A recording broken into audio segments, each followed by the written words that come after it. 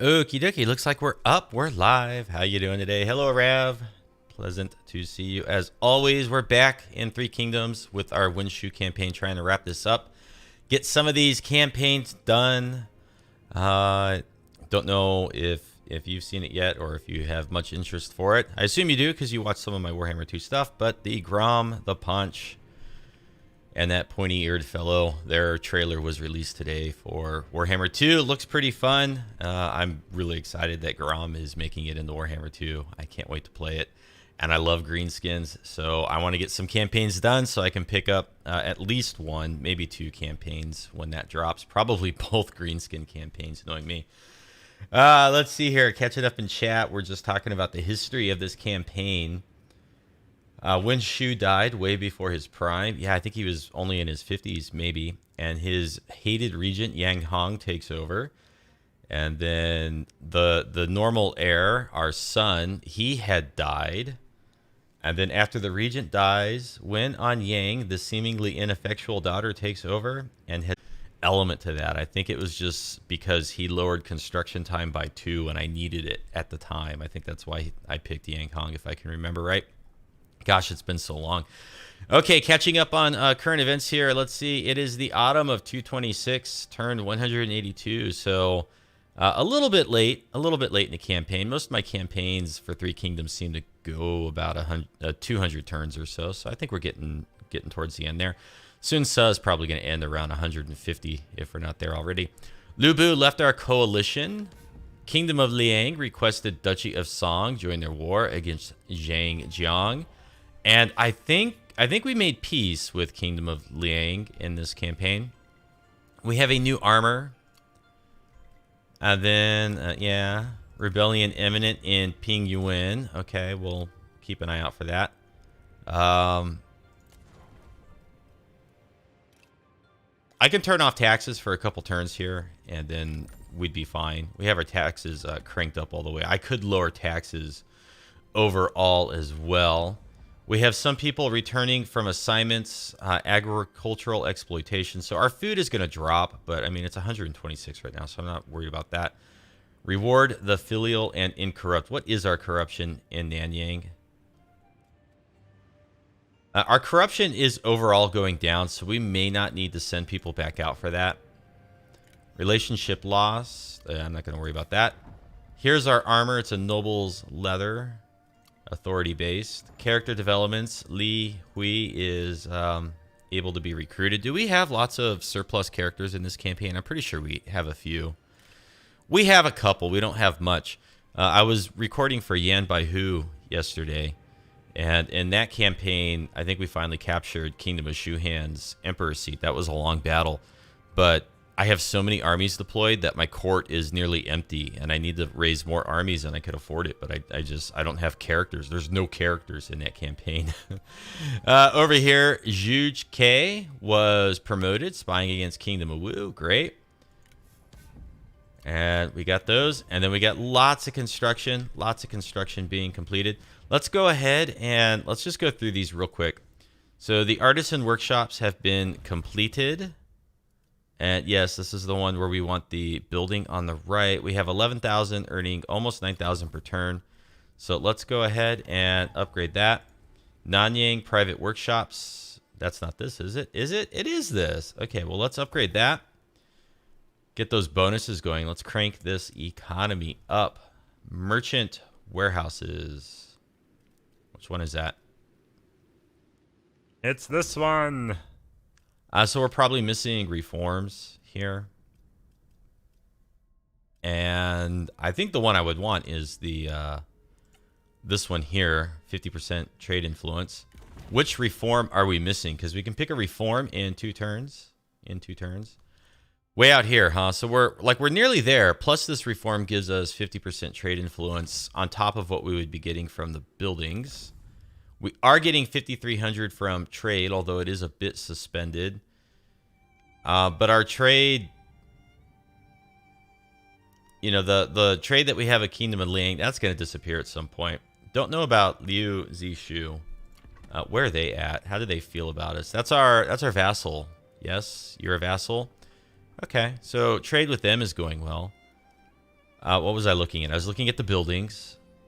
Don't get sidetracked. Stay on target.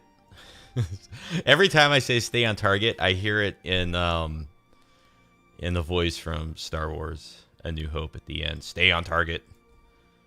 Let's see. Over here, we want to build private workshops. Police headquarters. What does police headquarters do?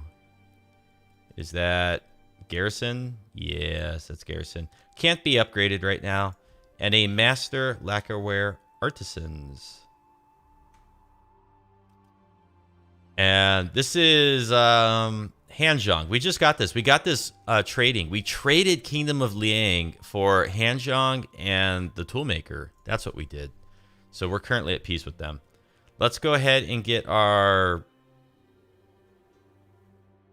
I can't build military infrastructure? Why the hell not? Because this is military infrastructure. Okay, I have to demolish this one. That question hath been answered. What do we get from this settlement so far? What do we get from this so far? We get industry and peasantry. We're going to do just a little bit of civics here, a little bit of civic administration, and then we'll take a look at our armies. And I guess we get some characters that are going to need skill points. We definitely need to lower corruption here. Now, I know that we can convert this building, but in my Sun Tzu playthrough, there's like an administrative building that lowers corruption by a lot. I guess we don't have access to that here, huh? I guess we don't. Peculiar. Well, then an inn would be an obvious choice.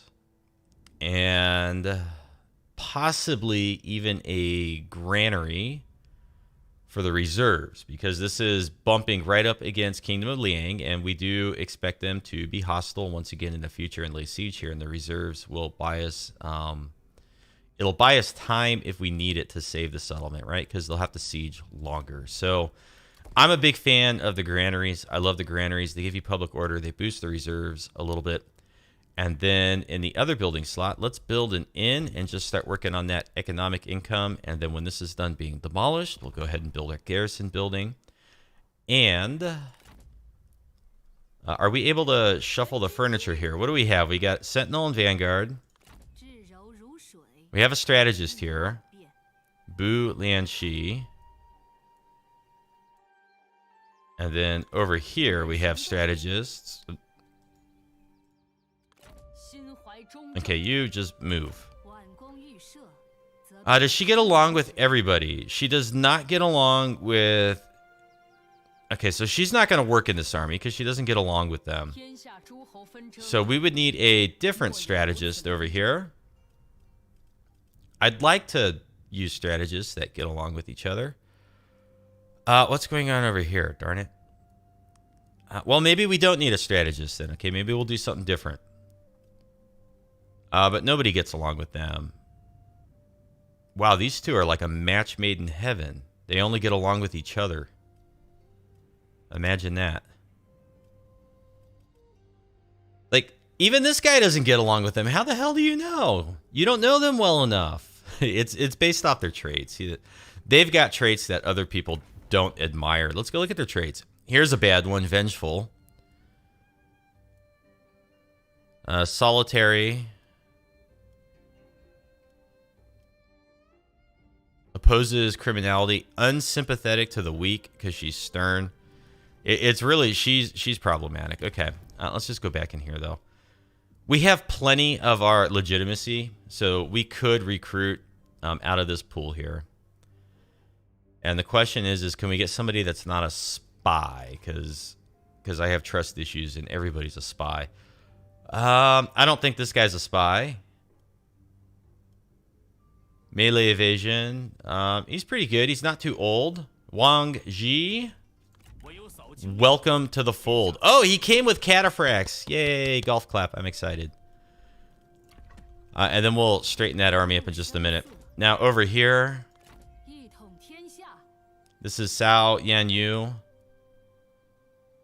Do you guys all get along with Cao? You don't get along with Cao Yanyu. So Cao Yanyu, I think we're just going to recall you and let you go off into the wind with you. We'll find a use for you later. How much legitimacy do I have? I don't want to, if I recruit again, it costs, every time you recruit a character with this faction, it takes it out of your legitimacy. And if I spend 50 legitimacy, then it'll drop down below 300. And I will lose public order and income from all sources. So we want to wait at least one turn before we recruit out of here again. So I could go like double strategist in this army, but I think for now I'll just leave it with two retinues. And Kingdom of Wu should be down here somewhere. Oh, he pulled back into the settlement, and then now Kingdom of Liang is laying siege. So sucks for you. Maybe we can work our way through Ba and take some territory in Badong, and then that would bring us nicely over to Changsha. We have Kingdom of Wu, and this is us. Yes, it is. Okay, I think over here we fought Lady Sun and defeated her pretty thoroughly. These guys are making their way towards Guangling, if I recall. And then up here, we just need to take the trade port and then turn around and go back in the other direction. Now, our vassal has taken the temple at Pengcheng. So, like, they should be the ones that get the farm. We should help them get the farm. And this guy's just always grumpy. Oh, it's lowering by quite a bit. And I don't have access to titles. And there's really, like, nothing I can do to make this person happier. So maybe it is time for Zhao Lei to be released into the wild. Because he's just a grumpy pain in the butt. And he's just always mad. Why is he always mad? Desires higher court position, general discontent, recent events. So that recent events, it's been pointed out in the past, that could be spy actions. But the minus 10 from spy actions is not the big problem. It's the minus 84 from wanting a higher court position. And so what does he have in here that's really giving him that? Like, why does this guy care so much? Why do you care? And you know what really sucks? This kind of sucks. When they switched over to the titles, my old save game doesn't have access to the titles, but then I lost the ability to give the promotions. Because normally you would do a promotion and it would boost his satisfaction. But now, like, I'm just completely stuck. I can't do anything for him. Zhao Lei. Yeah, I can't do anything. You spot a spy considering the recent debuffs. Not sure who the spy is, though. I guess we'll keep a lookout. Yeah, there's a spy. We have a spy. It's a given. I wonder if maybe I could just make this guy an administrator and if that would cheer him up. I don't know why he's so hell-bent on having a court position, though.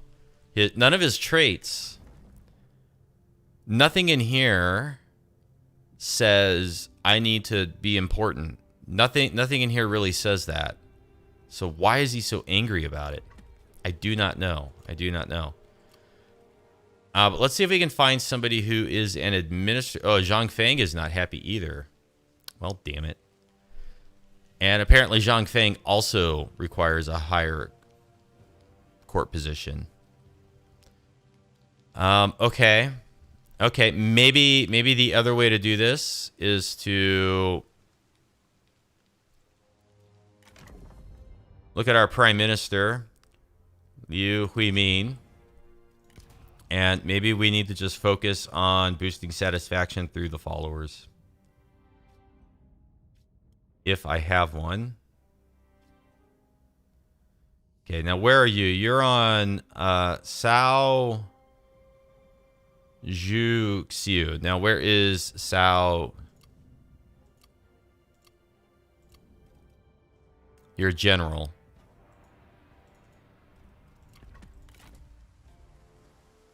You're a general in Changsha. Okay, so we're gonna take that away from you. Because this is not working. We need to assist with satisfaction. Take it from Sao Zhu Xiu. Plus 10 satisfaction. It's unlikely that I have something in here that gives satisfaction faction wide. I don't think there are any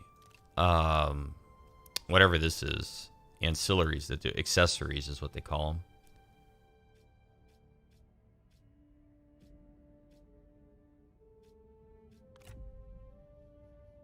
them. This is upkeep reduction.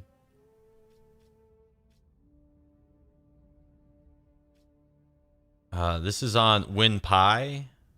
Oh, we could get minus 5% corruption faction wide by equipping this, because Win Pi is he's the faction heir, so that's fine. Going back in here, darn it, didn't mean to close all that. Yeah, I don't see anything else that is satisfaction faction wide, so that's as much as I can do with that. Let's see if... Where'd he go? Sort by rank. He's still at 4. Why is he still at 4? You should be getting 10 satisfaction faction-wide. Damn it. Wow, why do I have to get hung up on this? I want to do other things. I want to do other things. This is why I just go through this screen, because it takes forever for me to find the characters in there. Okay. What about here? There's nothing else that I can get, is there? Like I have no other way to increase satisfaction. Wait a minute. Why is this still showing that it's being used by the other people? I guess it hasn't been equipped yet. It's not been equipped. No, it's been equipped. Okay, sorry. I have like brain damage. I have to sort this out, or my character is going to defect and be a pain in the ass. Liu Hui Min. And why does it still say Sao Zhu Xiu? Did I take it off the wrong person? No, I didn't.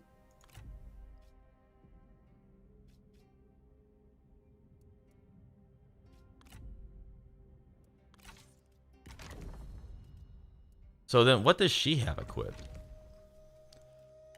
Oh my god. This is like watching an old person use a mouse. Sorry. Sorry. A million apologies.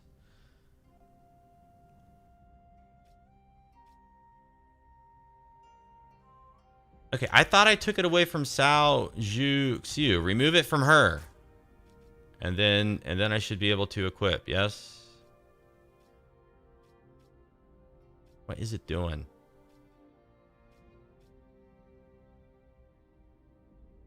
It still says it's used by her. What the hell? It'll take it off the wrong person. Okay, so I'm not stupid. It's just not working right.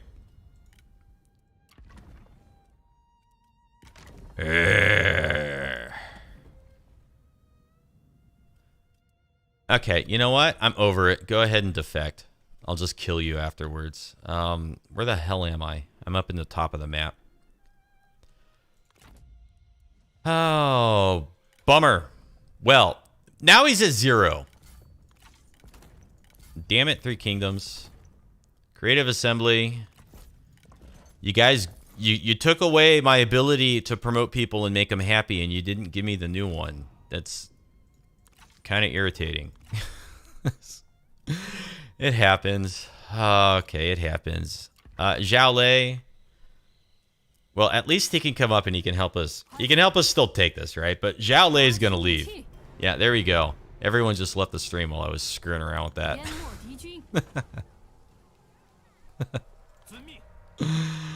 Oh, boy. There were 5 people watching a moment ago. Now there's 2. It's okay. It's just...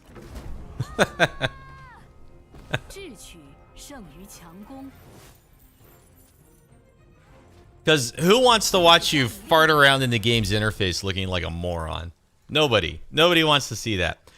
All right, Zhao Lei, I'm kicking you out of here. And because you affected my viewership, I'm going to banish your ass. There you go. Bye.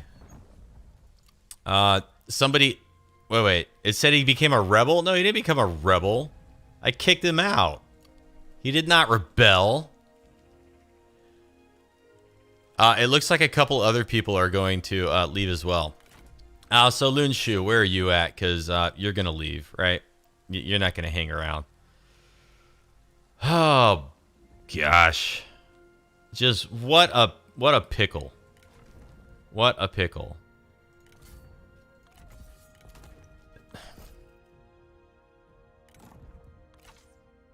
All right, Lun Shu. You didn't cause as much problems. Okay, but apparently you got to go as well. Release from service. See you later, bucko. He didn't rebel. I let him go. Zhang Feng, the administrator of Changsha. We need to release him into the wild here.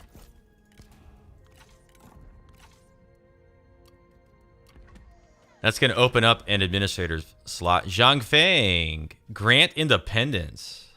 No, I'm just gonna release you. Get out of here. Who else is grumpy? Who else is grumpy? All right, now let's go back into here. This is such a colossal like sidestep from what I should be doing. Sao Zhu Xiu. Okay. You're in the trade port, which is right here. Okay, I'm taking that away. You can't have it anymore. You got your crossbow thingy. That's cool. And then, so where is the other one of those? Because I want to make sure that I have them both. Okay, it's on cooldown. Fine. Down here, do I have people that are going to leave now? I guess it would really... Okay, Guangai is going to leave. That's cool. Can I just, like, release him from right in here? He has expensive retinue upkeep. All right, Guangai. We got the great purge of my kingdom. Character leaves. See, that makes more sense. Character leaves. He didn't rebel. He left. Back in the day, you used to just be able to promote them and then you'd be fine. So what do we have here? Death of a friend. General discontent. Requires higher court position. Let's catch up with chat. The silver lining is that another vanguard can take his place and be more grateful. But now that will mean that Zhao Lei is going to leave due to the game being rather screwy. Yeah, I mean, there was nothing I could do. I'm powerless right now to fix this. The other thing I can do, now that we've got rid of the most unhappy people, the unhappiest of the unhappies, is we can try to trade for this temple. If I could get the temple, that will give us plus 10 satisfaction faction-wide, right? And I'm going to offer up an axe, a piggy, a mouse, or a rat, whatever it is, and a labor recruiter.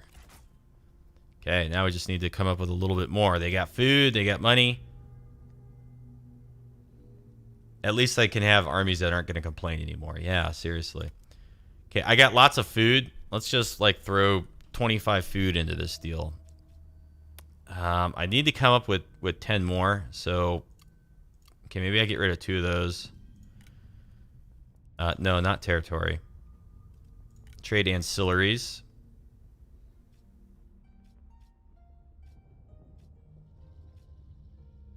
I'll get rid of. I'll trade those away. I don't really like the items when they lower your other things, like the tempered iron skin. I don't like that it lowers expertise, but expert's leather, not part of a set or anything. I could give away this horse. It's not that spectacular. Let's see if that got us closer.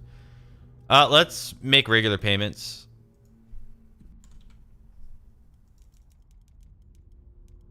I don't mind making the regular payment because it's probably about the same cost as it would have been to like give them all promotions anyways. It's probably cheaper than giving all those people promotions. So we're going to give them 25 food and a few ancillaries, and we get the temple. Now we've got satisfaction, an innate plus 10, I think. Yay! Plus 10 satisfaction faction-wide. Okay, good. So that should help a little bit. Okay, there's the grumpiest person there. What a start, huh? What a like crappy start to an episode or a stream. Fuddling around with that stuff. Okay, now let's finally go take a look at our armies. And then after we do our army actions, we do have an administrator. We need to put somebody back over in Changsha, possibly. Well, I don't know. How threatened is Changsha? Not that threatened, really. Well, the tea house. The tea house looks threatened. He did not get the chance to replenish here, unfortunately. Because we force marched back. Tea houses do not have towers.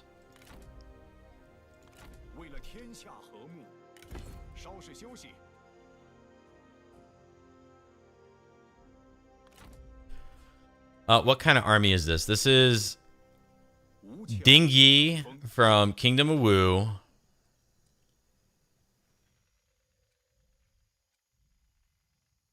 Hello, Hans. How you doing? Welcome. Don't ever apologize for being late, because you're not late. You didn't really miss much. We just had a whole bunch of silliness with character satisfaction. So I think that Pang Tong can win this fight if we poison provisions Ding Yi a couple times. So we're gonna go ahead and lay it on a little bit thick here. And we're going to poison provisions Ding Yi. It should be up here, right? No. There he is. And I'm going to go 1. Poison provisions. I'm so happy at least we get the cheap poison provisions. 2. This is so cheap. And this is like poisoning provisions in Three Kingdoms is so overpowered compared to like assault units and stuff from say Warhammer or Rome 2, because it cannot fail. It's just like it's a guaranteed success. And in the other games, when you assault units and you diminish them like this, they get like an innate little bonus, like they get 20% defense against it happening again. And there's no such mechanic like that in Three Kingdoms. So it's like it's incredibly powerful. But now I think we can chase them off. I'll have to be very careful with my generals, as they have 8 to 12 troops in their retinue, so any foolish charges will... Yes, that's a very good point. Let's go ahead and turn on the night battle. We are going to suffer a crushing defeat, the game says. I don't think so, because we got the defenders. And Hans, after joining the stream yesterday and watching some of my awesome defense battles and other things, went ahead and bought Three Kingdoms, but is started as Cao Cao. I've never played with Cao Cao. I hear it's fun.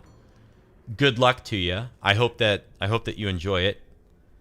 I hope you got it on sale.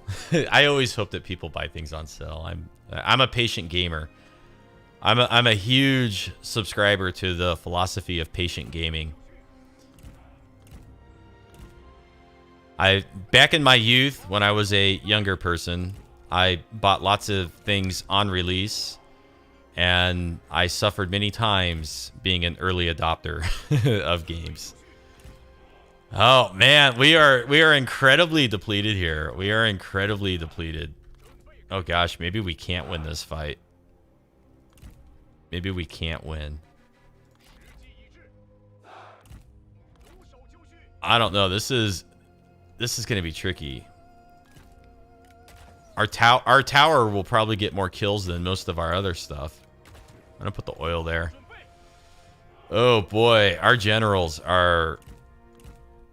Oh boy.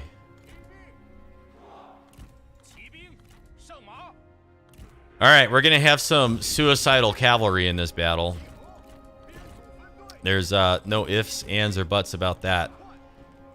We are incredibly depleted here. Even with the 3 instances of poisoning their provisions, it may not be enough. I don't know. Okay, let's shoot the mounted saber militia.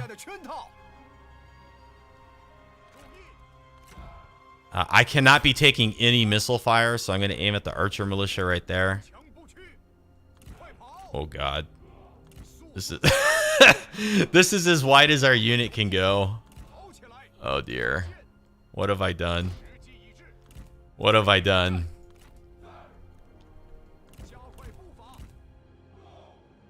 You got it around for 30 euros. I almost never buy anything on release day. Yeah, you know what really did it for me is was back in the early days of MMOs, you know, buying an expansion or a DLC for an MMO on release, and then you can't even log in. It's like nothing works. After doing that enough times in my life, eventually I just reached the point where I was like, okay, never again. I'm not buying anything early anymore. It's not worth the hassle. And then, you know, to this day, because humans don't really change, I still see people on certain subreddits and things, you know, on the release day for a new game or a DLC or whatever it is, and you know, they took a day off work, they rearranged their whole life so that they could play on the day it comes out, and nothing works. You know, and they're just mad. They're angry. They're angry because they took the whole day off and a bunch of other stuff, and they can't enjoy whatever it was the way they wanted to. And I'll be honest, I haven't had that problem in like 15 years. Okay, we broke them. Let's kind of stay on them.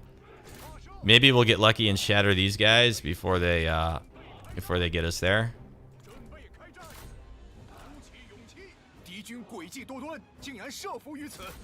No. Leave my artillery alone. Leave my artillery alone.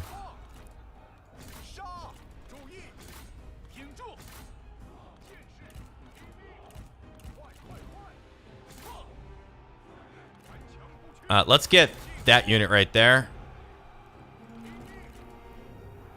Okay, our generals successfully defended our bolt thrower. Now we need to get our bolt thrower back on the equipment. And no, generals, you need to pursue this thing so that it can't come back. Let's shoot their general. Let's shoot him now. We're out of ammo, so our missile units can now act as frontline troops.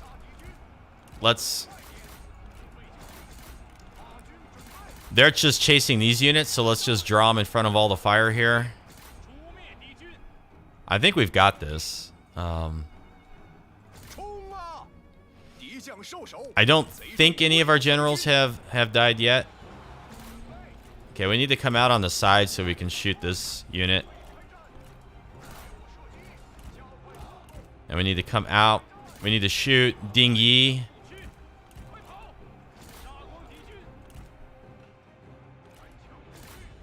No, Trebuchet, why did you turn around? Why are you shooting that? You're gonna end up killing one of my generals. You stop that right now.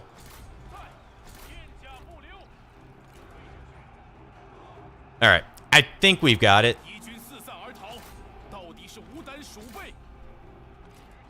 I think we've got it. And I think everybody survived. Don't ask me how. I'm going to run this guy down. I'm going to continue just shooting that stuff.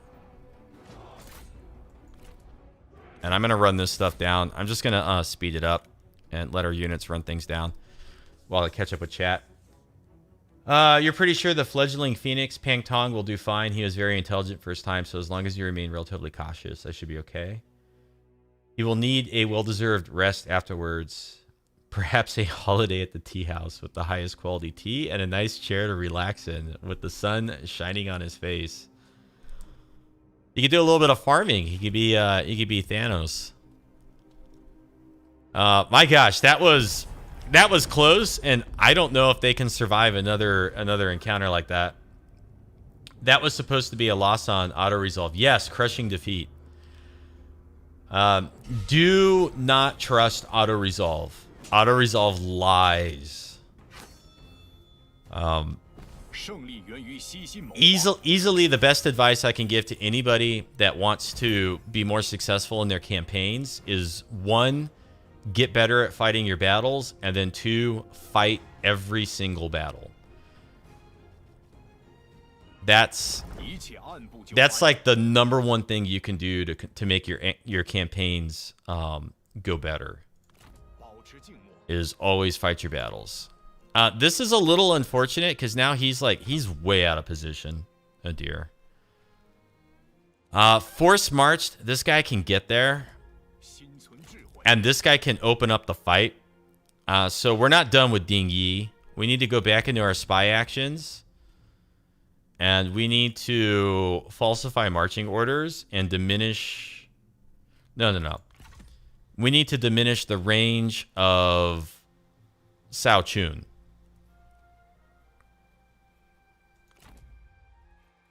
Oh, man. I don't know if I can survive another engagement like that. I'm going to bring...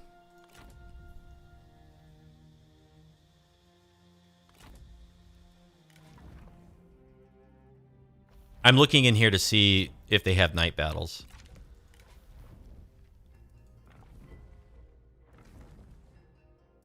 Because now that I got him way out of position, I need to survive for 2 turns, basically. Man, if only he was like a little bit closer to the tea house, he could at least be reinforced, right? So I think our best bet here is Zhuoji Pu and Cao Chun. We need to diminish their movement range. So let's falsify marching orders.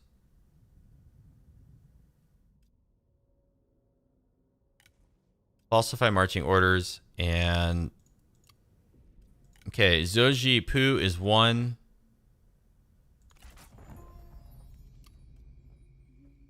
And then the other one was... What the hell was his name? Cao Chun.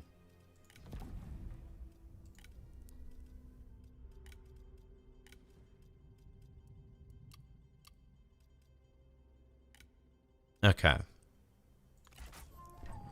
So with that done, neither one of them... It says it diminishes their range, but it didn't really do anything that I can tell. And we're just going to have to hope that we can survive like 1 turn with him here. If he replenishes a little bit, we might be able to defeat this army, but I think we need some cavalry to come up and assist. So I'm going to bring the other army up. And they don't have night battles, so like we're kind of okay. Somebody might die down here, but I can't move them, and I don't want to force march back because even if I force march, this army or this army might still be able to catch them.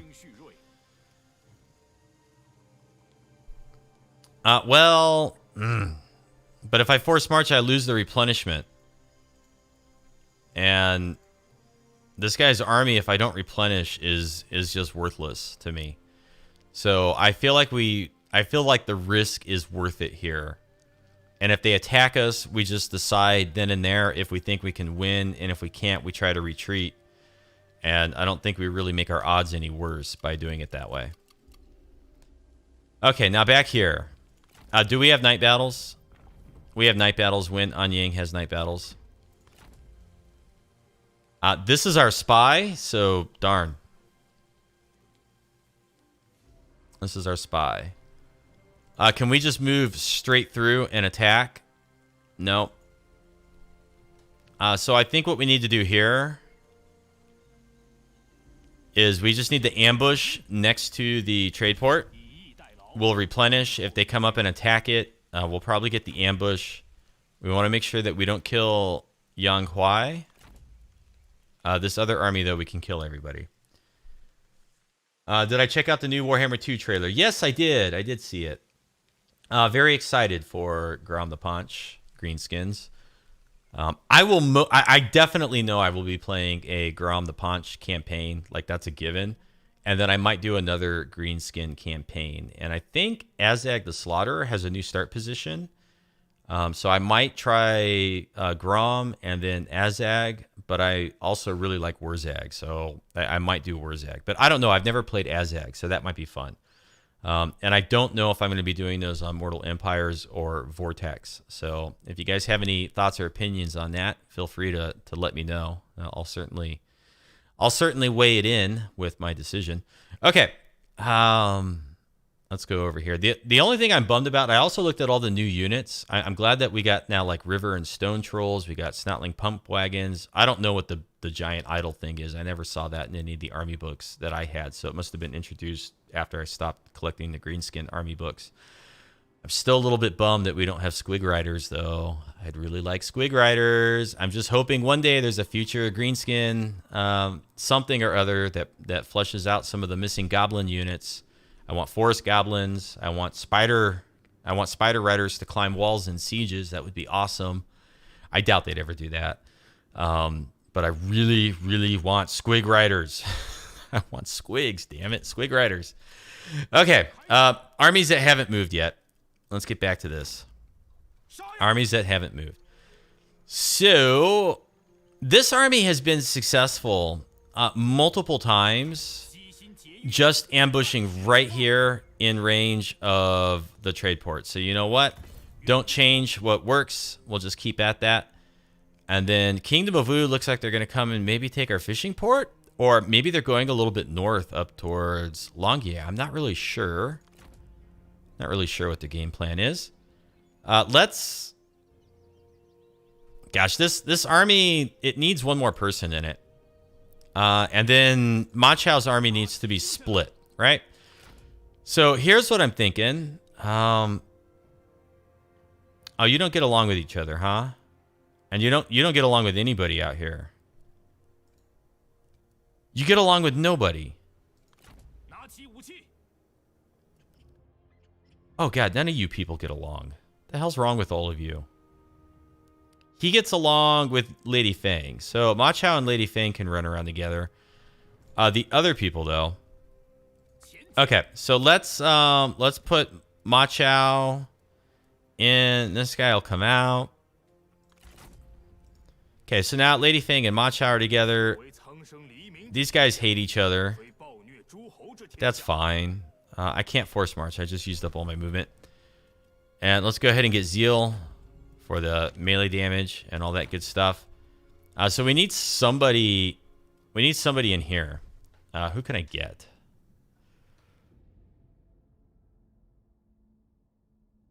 I can pick one of these characters when they come back from assignment. We have characters that are returning from assignment soon. So I think I'll just do that. And then one of these characters hopefully can come into here and get along with everybody, and then that would be okay. And then whoever doesn't get along can just be disbanded. So that's good for that right there. Don't need to do anything else. Let's go take Guangling, the regional city. We got lots of people that don't like each other over here. He doesn't like the Vanguard. The Vanguard doesn't like anybody. So he's a problem. We can't even reach this in one turn? Really? Well, that sucks. We do have a 100% ambush success chance.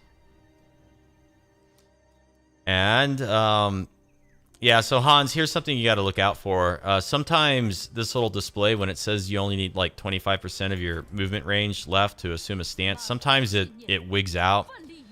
And even though you have only used, like, even though you have 25% left, it won't let you go into the stance. The only other reason I could think of would be is if, like, right over here, there's somebody who's already ambushing. But it seems like it wigged out. Okay, let's go look at our other armies.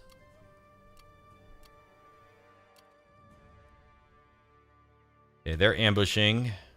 Can't do anything there. Can't do anything there. All right, up here at the trade port.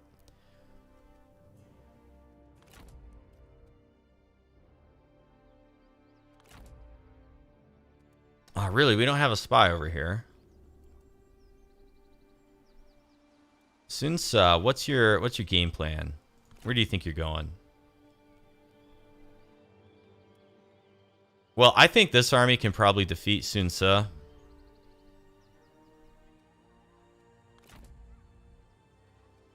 So let's come up into the mountains.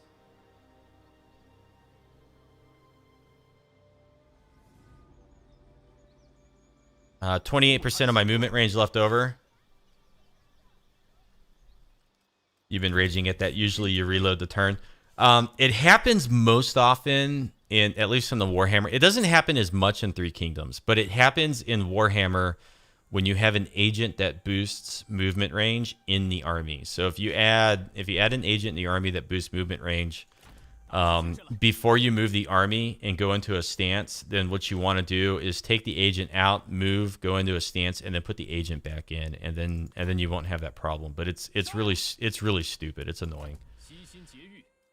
I wish that they would fix that, because it would be a huge quality of life improvement.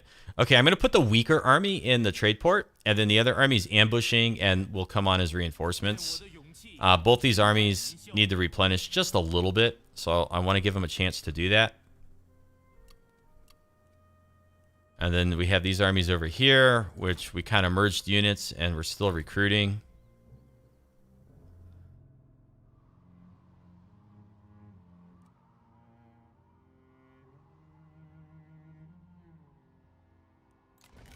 Let's see if we can negotiate a military access agreement here. Cool. And so what I want to do with that... Ooh. Okay, there's our spy that got brought in at Badong. Okay, so the larger army needs to go out and take stuff, right? That's what we need to do. And...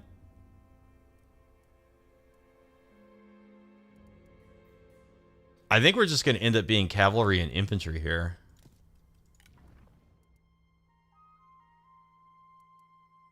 He doesn't really have access to good cav. I don't think this guy does either. Well, he's got the cataphracts, but he doesn't have access to anything else, really. That's all that good. So let's go ahead and just do, like, mounted saber militia for him. I'm not going to put missile units here. Now, maybe like 2 units of defenders. All right, 2 units of defenders. So we got lots of cav. We got a somewhat sturdy front line. As these guys rank up, and as we maybe unlock some ancillaries or some reforms, we'll have some better cav for them. I think that Bu Lianxi and Da Pingfeng, they're going to hang back and kind of just protect this region in case Kingdom of Wu manages to get an army in here.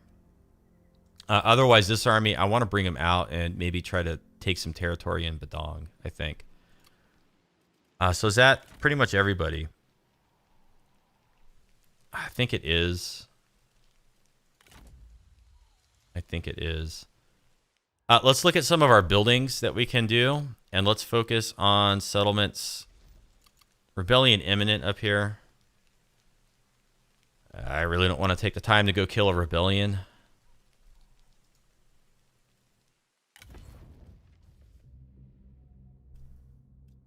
Let's bring in Pang Yang. Okay, He can squish the rebellion. Let's give him a better unit than that, though. Let's give him Rapid Tiger Infantry. These are Warriors of Yi. Those are Warriors of Yi, so that's fine. I don't care too much about his army. Hene, we would be upgrading the city, or no, it's just complaining that we got bad public order. I don't care right now. Laoxai. We don't really need this temple. Dong. Dong might be good to upgrade. Will we get a building slot? We need probably 2 upgrades to get the building slot there. Yaozhu. I think it's okay. Jiangxia. It's okay. Donglai. I think it's okay. Where is this? Beihai. Okay, so now our public order is dropping in Beihai because of this building. I'm gonna keep it for now. Keep it for now. It's probably time to drop our taxes by a smidge. Yingchuan. Yingchuan could be upgraded. We'll get another building slot, so let's upgrade that. And I guess I spent all my money. Let's lower taxes by 1 notch. Oh wow, that took away quite a bit of income. But I think we can absorb that for a little bit. Heck, we could probably even just go down to here. No, we cannot. We have to stay right there. That's fine. And I think we just end our turn now. And it's like, that's as much as I can do. You gonna make some dinner? Bon appetit. Yeah, this is the campaign with the mid-tier units. And as far as the movement range bug goes, it's because the number is rounded up if it's at least half a percentage. To make it easier, always try and keep it at 20% and above. So then you should never have the problem in the future. Kingdom of Wu is asking for the armor craftsmen, and then they will make peace. And we know that Kingdom of Wu will never be peaceful with us entirely, so forget it. They'll always be deceitful and attack us crap. So it doesn't really feel like their movement range was hampered at all, does it?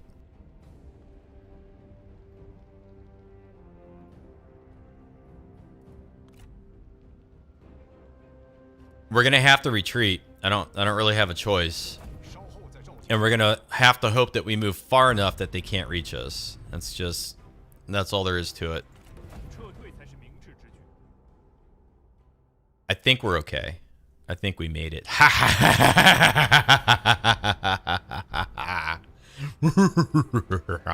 Okay, we don't want to kill the Vanguard because he's our spy. We make it the night battle, and we take it to the battlefield. Cool. Cool. I hope our Vanguard there is not like unbreakable. Hopefully we can just scare him off the field. If we can get him to charge into some spears and then he just runs away, that would be ideal. In fact, this whole force is most likely going to try to retreat. He's at the helm. Okay, he's at the helm, so we don't want to block his escape.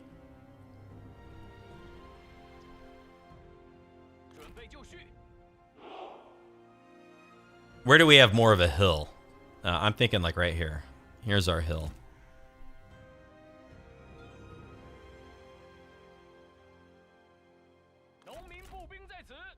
Okay, I'm gonna put our peasant bands there. I want to put our G units there.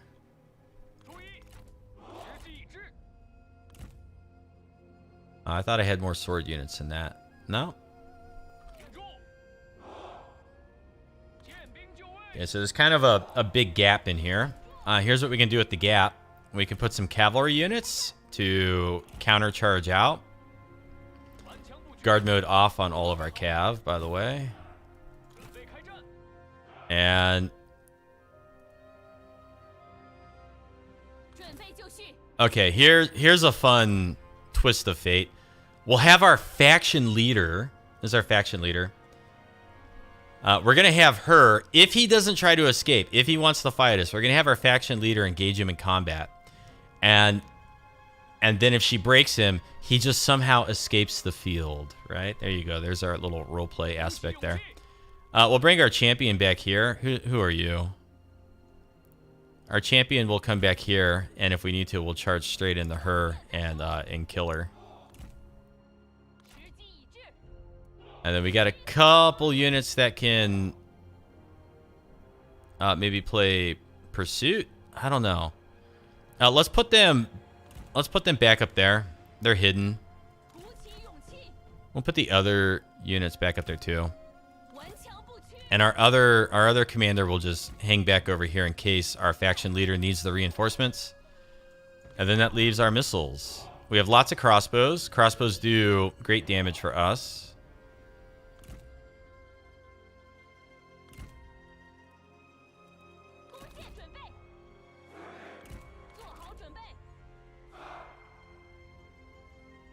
I don't really want our crossbows shooting him, but they can shoot down this way. All right, I think we're ready here. Let's see. The good thing is that Pang Tong can now have 50% replenishment at the end of the turn. Yep. And they've been pulled out of position, so it'll be easier to take them down and weaken their settlement for when the time comes to press the attack. Yeah. If we have enough agent action or spy actions, we could probably whittle them down with poison provisions once more, and then Pang Tong might get another victory over there. Hard to say. Or we just poison provisions, and then with Pang Tong ambush near the tea house or something else, and maybe they'll try to attack it and get wiped out. We'll see. Let's get this going. Our crossbows are going to be shooting at her, so boom, boom, and then we'll shoot the little defender guys, and then we'll shoot there. I imagine they're going to want to escape. Nobody wants to stand and fight me here. Okay, yeah, they're trying to book it. They want to get out of here. So for the most part, I'm going to let them just get away. Okay. Now shoot there and there. Shoot there. Shoot there. Shoot there. I'm going to move up with these units. Okay, let's go get the bolt thrower. Run her down. And then these 3 units can come out this way. Faction leader and her.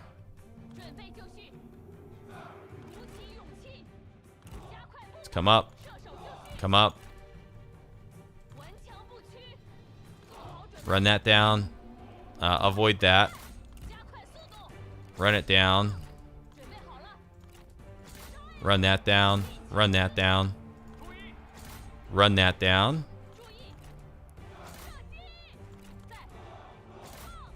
Let's destroy the protectors.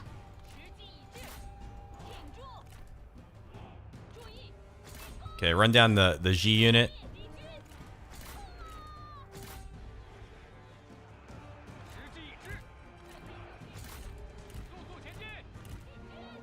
Okay, just massive damage is what we're after here.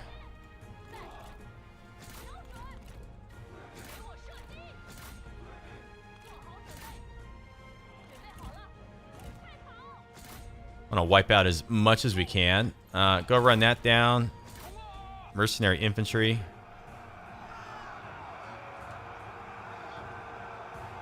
What kind of idiot runs into a piece of war machine? You ding-dongs.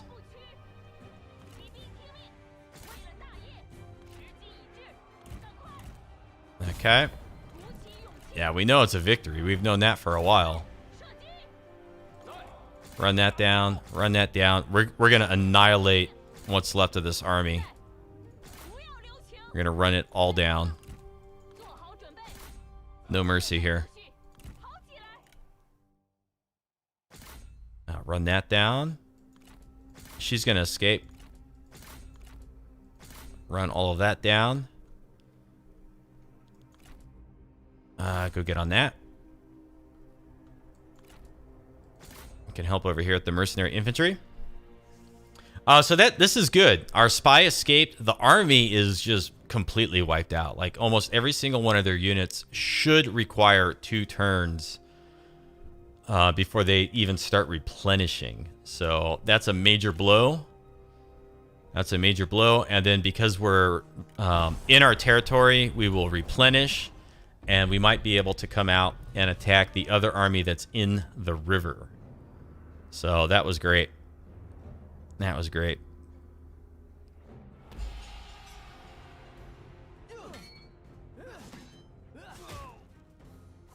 Kicked our spy in the face. Oh boy. This is... I don't want anybody who's vain. I'm going to execute you. I'm going to take the money here. Since we dropped our taxes, we'll take the money. Oh, they got an army in Jianye. And I recognize the portrait, but I can't place the name right now. I don't know why.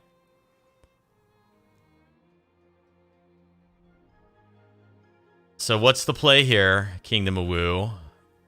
Are they going to land at Jiangxia? Because they really do like that city. Sun Ce has almost walked into our ambush up north by the trade port at Luoyang. Our vassal heads back into Pengcheng. And... well, would you look at that? We get to come on as reinforcements once again. We've fought this battle before, and we'll be fighting it again to crush Liu Pingmi. This time, she is engaged in the battle personally. The faction leader is attacking. And I eagerly anticipate their destruction. Let's see, let's go... where do I want my deployables? Like maybe there. And there. Oh, that's Yan Baihu. The White Tiger must have been defeated and recruited. Thank you. God, it was like... I feel stupid now. Seeing as how I have a Yan Baihu playthrough. It just shows you how intelligent I am. See, you should feel so empowered watching my Let's Plays, because if a dumbass like me can play on Legendary and win, anybody can do it. Anybody can do this. Oh my god. I'm going to put our Saber infantry out in front. Okay, and I'm going to put the militia units over here. In fact, let's try something completely new. A different strategy today. Because I want to make sure that our archers have plenty of firing on the AI here.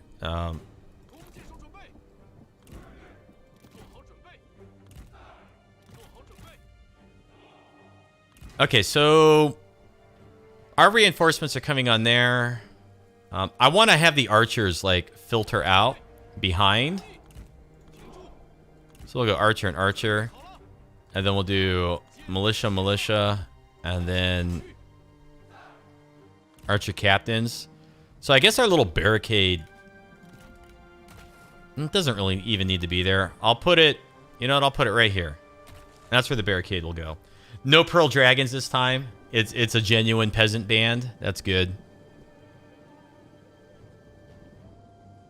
So since we have overwhelming numbers, we're going to do something a little bit different for this battle, where we just come out.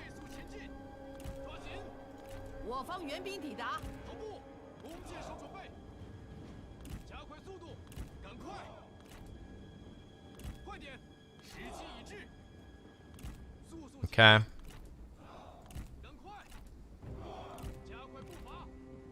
And the benefit here is, by coming out, is that should they want to stand and fight with us, they have to do it outside here under tower fire. So, you know, this is just not a good spot for them to be in, really.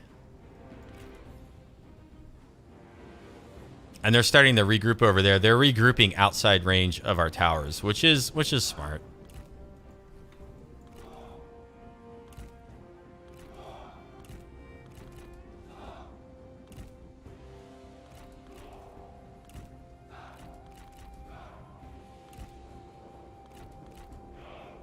They got one unit that ran off that way, though.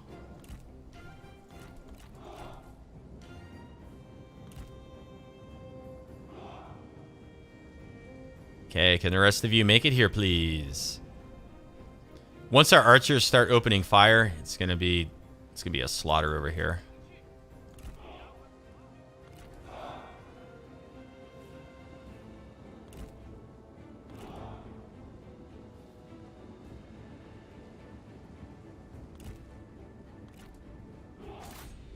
We'll send one unit off to deal with them.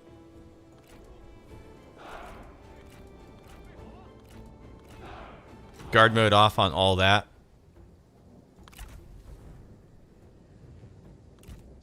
Whoops.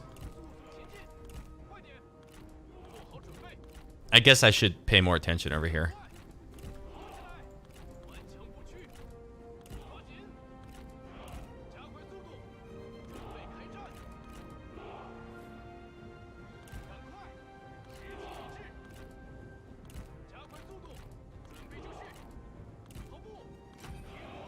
Okay.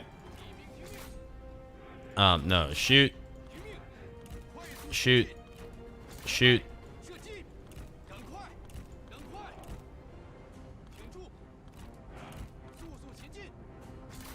I don't even really, like, care what's going on over here. It might be initially smart, but since the archers are in two directions, their ability to shield themselves from arrow fire becomes virtually useless, so they simply can't win. Where are you going? What are you doing? Like, why are you way up here? Yeah, see, they're under too much missile fire. Let's just go chase the strategist and push out.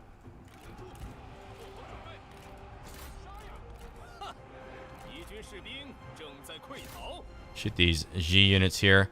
We got one unit of G that looks like it's dying, and I don't care.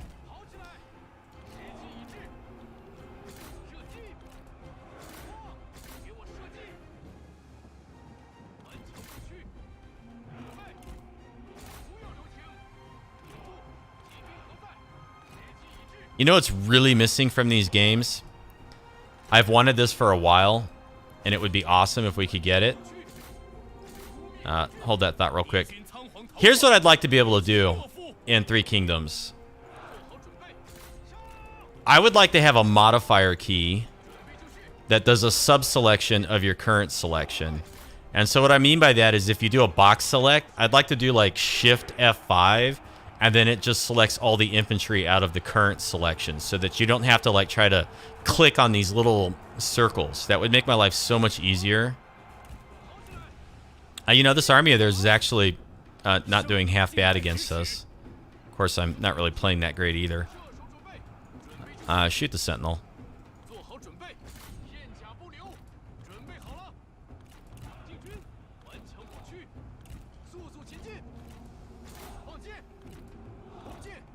Shoot that.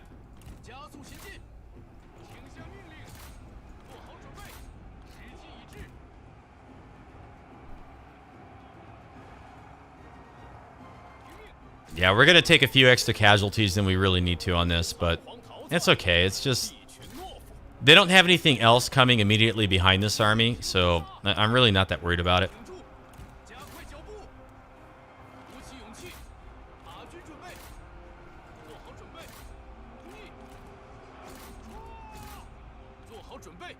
Yeah, what's going on down here? Did our generals escape this aftermath? Let's see, like, imagine if you could do a select and then you do like Shift F6 and it just leaves the missile units selected, and then you could easily pull them back instead of having to go like, you know, click, click, click, click, click, click, and just be better. That would be a big quality of life improvement that I would love to see in Total Wars. Sub-selecting units. Go run down that stuff.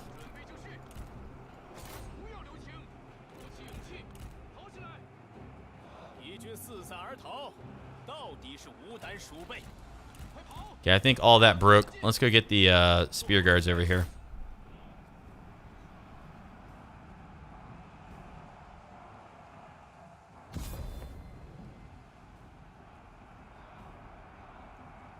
Okay. Not going to bother running them down.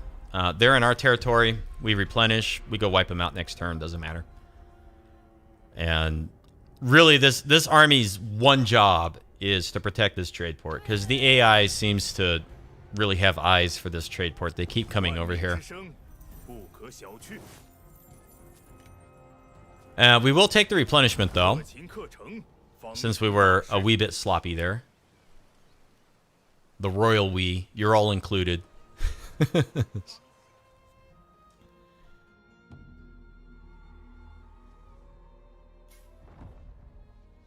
Faction Regency for Kingdom of Liang. Oh, no!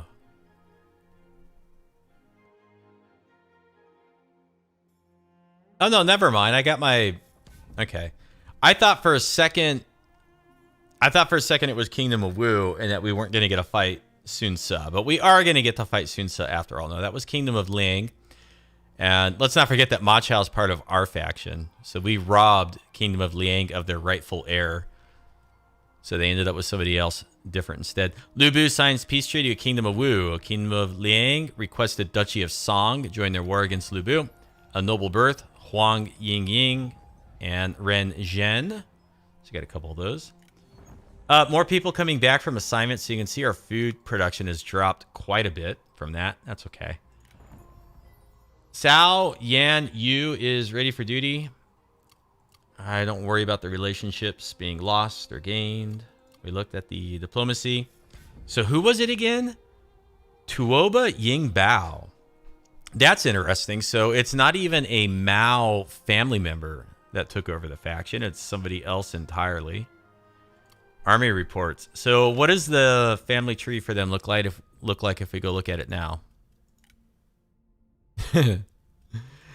Oh, boy. Look at what's going on here. So Tuoba Ying Bao must have previously been married to one of Ma Sai's children that we killed, because all the children are family name Ma. But it's like now you can't see the whole family tree.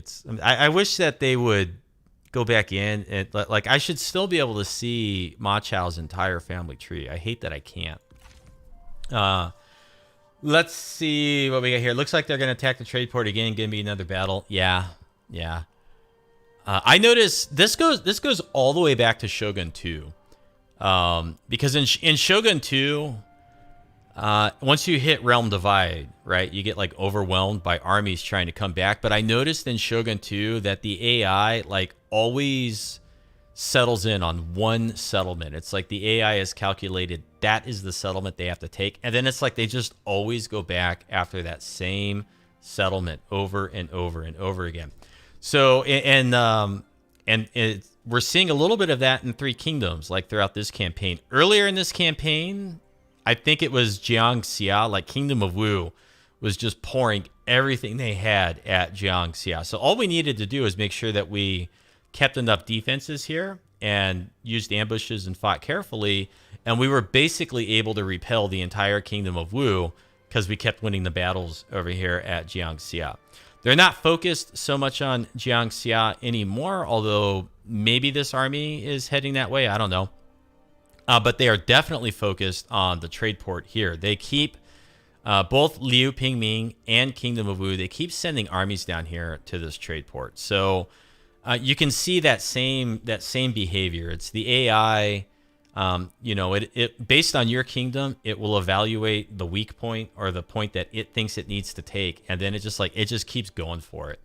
And in my Marathi campaign way back in Warhammer 2, it was Val's Anvil on the southern tip of Ulthuan. The last defenders, Krakar, like every turn, 2 or 3 new Lizardmen armies showed up at Val's Anvil in that campaign. So it's like that same behavior still exists.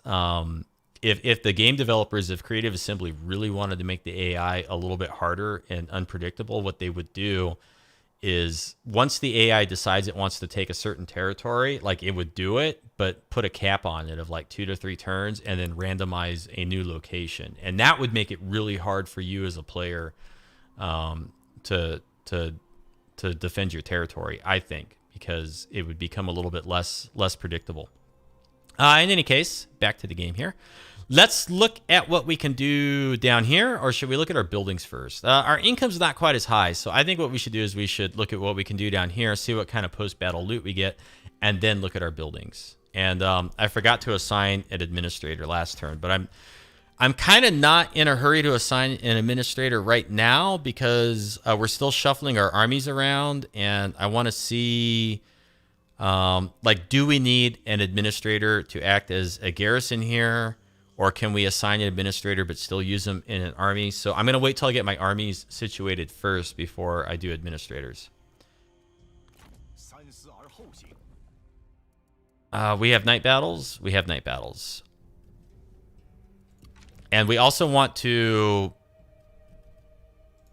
Okay, before I forget. First things first. Let's fix our satisfaction. So she gets a philosopher. Because this was a big problem. And she gets a philosopher. Okay, good. We can also go to Win Pi. Instead of the character experience, I'm going to do the 15 undercover network cost for enemy spies, because we do know that we have a spy somewhere in our faction. So there we go.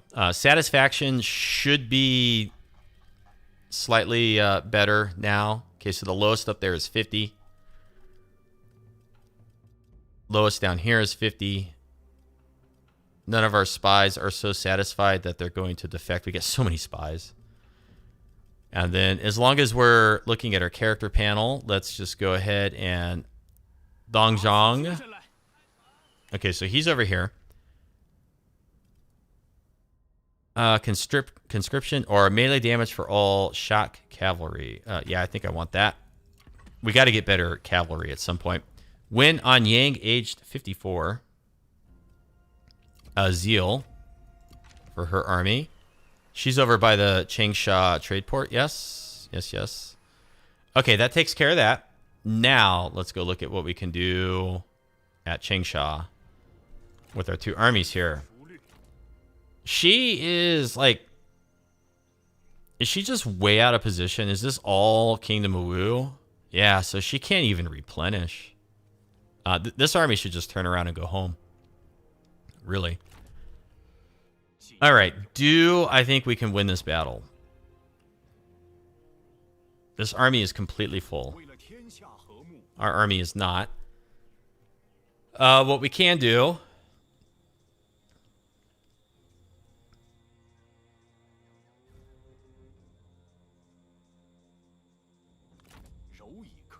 Okay, let's do our night battle against Ding Yi. We don't have any spies here, and we don't have any spies there. And this is going to be a night battle, and decisive victory is predicted. I'll auto-resolve. Yikes, that's going to hurt. There's no putting Humpty Dumpty back together again there. Everybody's dead. We gained a red thoroughbred or a brown thoroughbred. We'll take the 2% replenishment. And what was the ancillary that we picked up? The Waking Dragon! I've been waiting for this. I've been waiting for this. I've been waiting for this. We have ourselves a Waking Dragon. It goes with one of the items that we have.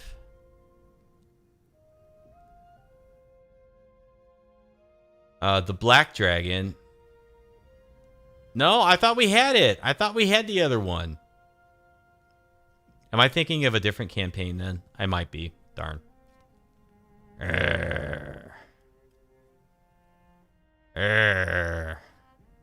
Well, it's okay. I am a little bummed out now that I don't have the set like I thought I did, but what can you do? So what we're going to do here is we have a 100% ambush success chance, but I don't have the movement. Silly me.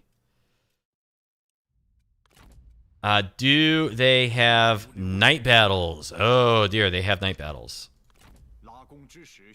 They have night battles.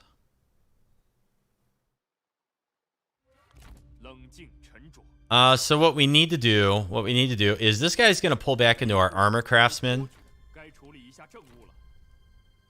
And okay, Cao Chun, we need to poison his army. It's nice to see one of Dong Zhao's children actually being useful instead of following in his father's footsteps of being a tyrannical fat slob, which is completely repugnant. Now, is that Dong Zhao's children? Which one of his children would that be? Because I don't know the people the way you do. Is it Chao Zhao? The advantage of night battle for Hans is the enemy cannot reinforce, so it's like Lightning Strike in Warhammer 2. Unlike Warhammer 2 and Three Kingdoms, night battles give a morale reduction of either 10 or 15 to the defending army. So when you do night battles, it lowers their morale and they don't get their reinforcements. And the reason why I care is because minus 15, okay, is they have night battles on this army. So if they come up and they attack me, they can cut off my reinforcements. And then this army would have to defeat this army all on its own in a defensive battle. We might be able to win that fight. Honestly, we might be able to win that fight, but we are working with mid-tier crappy units here, so it's a little bit more challenging. And so the way we're going to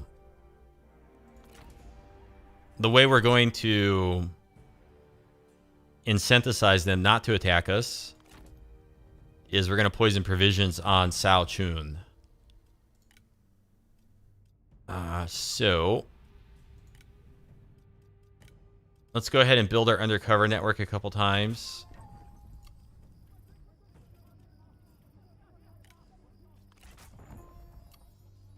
And then let's go to like this guy, and we want to poison provisions.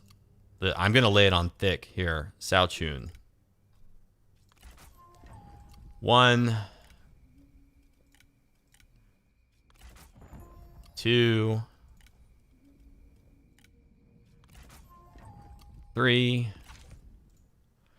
and there we go. Now that army is incredibly weak.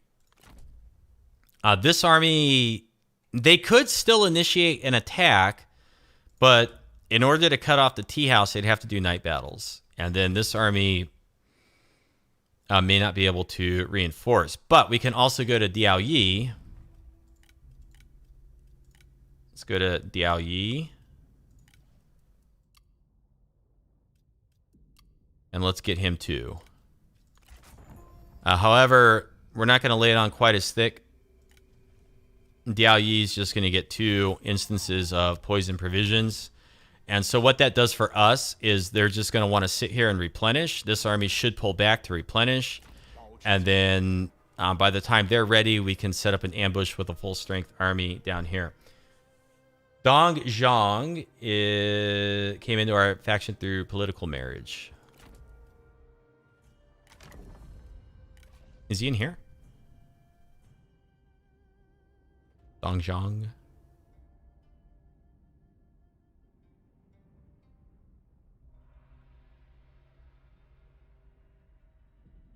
I don't see him. Where is he?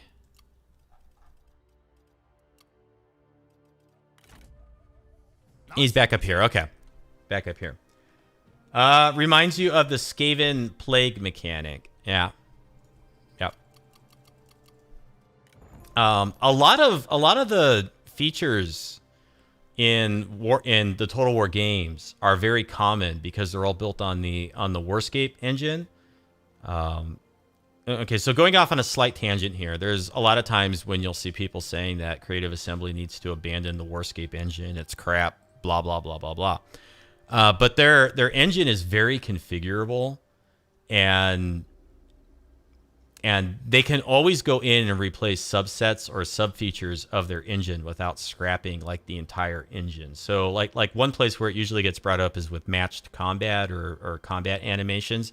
If they really wanted to, they could extend their Warscape engine so that it supports multiple types of combat, and then just depending on the game, they can choose which type of combat and animations and whatnot they want for that one particular game. Like that could all exist within the same engine.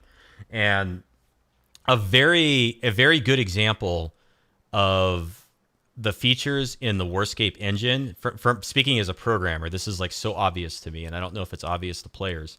But if you look at Rome 2, okay, so Rome 2 has cultures. You know, you got the Roman culture and the barbarian cultures and all this stuff. And when you take over a region, you need to spread your culture. And then Rome 2 also has weather. And so as the seasons of the year change, the campaign map changes based off the season and the weather. Now, if you look at Warhammer 2 and Warhammer doesn't have weather. Okay, it doesn't really have weather effects. It doesn't have seasons the way Rome 2 does, but it does have culture in the form of corruption. So you got Untainted. Untainted is basically culture. Chaos is culture. Skaven corruption is culture. That's just culture with a different name. That's all it is. And then what they did with Warhammer and Warhammer 2 is the campaign map appearance changing, like the same mechanics that they use for weather in Rome 2 or Three Kingdoms. They just tied it in the culture, and the campaign map actually changes depending on the culture. So in Warhammer games, when you have high culture of chaos, the campaign map changes to reflect the chaos culture. And so, you know, when people go on the subreddit or whatever and they rag on the Warscape engine and they talk about like how crappy it is, I don't really see it that way, because I mean, look at what they're able to do with culture and a dynamic campaign map that's really the weather system in a game like Warhammer 2. So like when they introduce mechanics and things into games, a lot of times those mechanics might be unique to that one particular game, but they could also be part of their engine as a whole. And there's no telling, as game designers, how they can like repurpose those engine mechanics for the particular game, which is what they did in the Warhammer games. So I think it's kind of cool, you know, that they're building such a modular and flexible game engine under the hood. It really is. It's a lot of work. It's complicated. It must be a very massive software project that they have to manage. So anyways, going back to this particular game. So yeah, I did find Mr. Dong. He's over here. I wish we could look at his family tree, but we can't. Now going down over here, they might have eyes for Jiang Xia. Now what is this army? Ji Militia, Saber Militia. Do they have any sort of flaming arrows? She could possibly have flaming arrows. So they could have like one unit with flaming arrows in here. So what does that mean for us? It means if they were to circle back and try to take the trade port, they might be successful, but I think we could defend it successfully. So, and we don't know which way they're going to go here. We don't know if they're going to land or if they're going to continue upriver towards the trade port back there. So what I'm going to do is I'm going to ambush one more time. I'm gonna ambush one more time, and I'm gonna see if they land here. And if they land here, then we can come out the trade port and we can probably catch them on land in range of a garrison. Now, if they don't land here, if they continue upriver, then what we'll probably do is maybe head west. We'll take this army and head west and see if we can't get some territory in Badong. Because we have the other army over here that's going to try to head east and take territory in Badong. So between the two armies, we might be able to capture Badong. And if they've just got eyes where they keep going after this trade port over here, then we don't need to worry about it because we can defend it at least so far. So I think that's my overarching strategy right here. I want to see if they're going to land at Jiangxia, and if they don't, and they go east, maybe we'll go west, and we'll try to get the lumberyard. That might draw this army this way, leaving this side undefended, just in time for this army to come over and take it. So I think that might work out okay. I think that might work out okay. Now up here, we can fight Sun Quan. Is it time for them to have a new faction leader?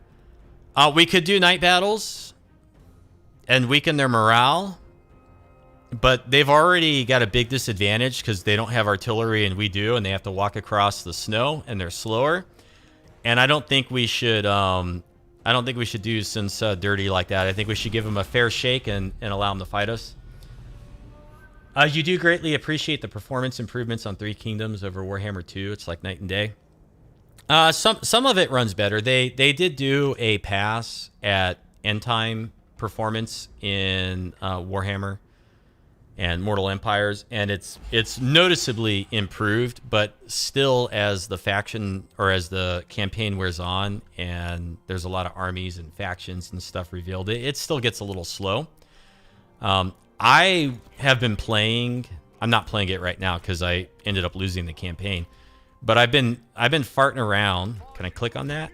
I've been farting around with Warriors of Chaos campaigns, just playing around with it. Because I would kind of like to do a Warriors of Chaos campaign as a stream, where you declare war on everybody. It'll be really hard, but I think it'd be fun. And I've noticed yep, there's snow on the battlefield because we're fighting in winter, so there's snow. And if you look at the tooltip, small units have a 15% speed reduction. I don't think that cavalry does. No, cavalry has a speed reduction and melee evasion for being light cav. Heavy cav has something different. So yeah, because we have artillery and it's snow, our artillery is going to force them to come to us, but they're going to move slower, so we'll get more chances to fire at them.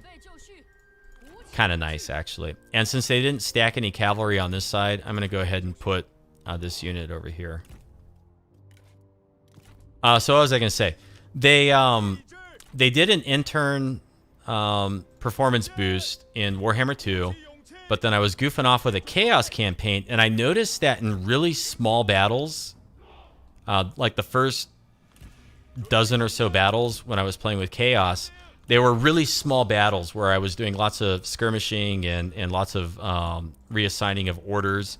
And I noticed that even though there's like less than 20 units on the field total, or barely 20 units, that I was getting really bad lag in my battles. And so I think for Warhammer 2, there's still a performance optimization that they can do for pathfinding during battles. I think that Warhammer 2 battles, underneath the hood, there's something with the pathfinding that hurts performance, and that would be like another nice little spot that they could look at for boosting performance there, if they wanted to do it. I hope they do. I mean, who doesn't want their games to run better? Every programmer, every game developer wants their program to work well. I mean, there's almost nobody out there that starts writing code and says, I'm going to make this the biggest pile of crap that I can conceive of. It doesn't usually start that way. Nobody sets out with that intent. Sometimes that's what happens, though. Usually when there's like a product or a piece of software that's like really, really bad, it's usually signs of upper management not knowing what the users want and sticking their thumb in the pie. Yeah. I could give you a really good real-world example of somebody sticking their thumb in the pie and not understanding what their users wanted. So once upon a time, we were migrating one of our clients off of one database system, like an old database system, onto a newer database system. And the old application had these reports built into it, right? I mean, it had reports, and business users, they love their reports. Oh, my reports, I got to have my reports. How am I going to work without my reports? So the task fell onto me to rewrite like like 15 reports in a new application, so that they could look at their data and get reports from this new database system we were migrating it into. And so I said, okay, that's great. When do you want me to go over to the client office? When do you want me to go meet with them to figure out what reports they want? And you know, because this is a great opportunity, right? We can make all new reports for the client. We can make reports. We could get feedback on what they don't like about the existing reports. What kind of I mean, because we're building something brand new from the ground up. We can make it anything we want. Anything we want. And so my boss says, I said, I want to go over there and meet with them and figure out what reports they want, what they want to see. And he says, oh, no, that won't be necessary. I know what they want. And I said, well, it's always a good idea to get feedback from the users. No, that won't be necessary. And I said, well, the application that we're moving them off of has like 40 reports built into it. And you're telling me we only need to make like 12. How do you know which 12? And he says, oh, I can log into their database and it logs when they run a report. So I can see like which reports they've run over the last year or so, right? I said, okay, but we should really meet with them. No, it's okay. It'll be fine. It'll be fine. So after a few days, he gives me this list of like 12 reports. And he says, make these reports. Make these reports. I said, okay. So we made them. And because I was building a whole new interface, I made like better criteria and other things. And, you know, I made some improvements where I could, but because I couldn't talk to the clients, I couldn't get like client feedback on what they really wanted to see. So I was really like kind of working in the dark. And so the day comes where we got to migrate their data into this new database system. And my coworker and I, we go over there. It takes 2 days to migrate their data and install all these new applications and whatnot. Everything's migrated, it's installed, and then we're meeting with their users in the big conference room, and we're showing them, like on the big screen here, this is what we made for you. I hope you like it. And all of a sudden, they're like, why'd you make this report? We don't need this report. We don't want that report. Why'd you make this? Why'd you do that? Why'd you add this report? Why'd you do this? It was just like, why is this in here? And how come we can't have reports that do this? And how come we can't have reports that do this instead? And you know, this is what we really want to see. And I'm just sitting there like, oh boy, here we go. And so what happened is the great flaw with his strategy of I can look at their system and see which reports they run. Well, the thing is if they just click on a report just to see what it looks like or what it does, it logs it as a report that they ran. It doesn't mean they give a crap about it. It doesn't mean they want it. It doesn't mean it's useful to them. It doesn't mean that they wouldn't change it if they could. So after doing all that, 3 weeks of development later to go back and give them the reports that they actually wanted. And meantime, they're just screaming and yelling at us all the time because, you know, their whole data has been migrated into a new system. They can't use the old system anymore. They can't get any of the reports that like they wanted anymore. It was just, oh my God, it was such a mess. So anyways, I don't know why I got started on that tangent there. But it's always a good idea to get a feel from what people want when it comes to software projects. How the hell did I get started on that? I never remember. In the meantime, we're crushing Sun Quan in battle. Oh, I didn't make it a night battle. I wanted to give Sun Quan a fair shake in battle. You know, let him go down with dignity and honor, and I spent the whole time talking about a report migration, a software migration that we did for a client. All right, well, there you go. Poor Sun Quan. That's kind of sad. That's kind of sad.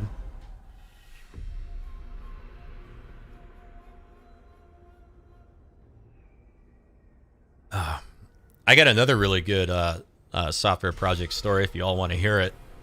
I wasn't involved in it. I heard this one secondhand, but it's pretty damn funny.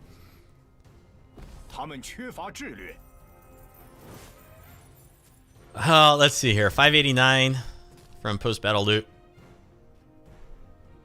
Do we even need to take the replenishment here? We'll take the replenishment. We'll take the replenishment. Poor Sun Quan. He lives. Should we run him down?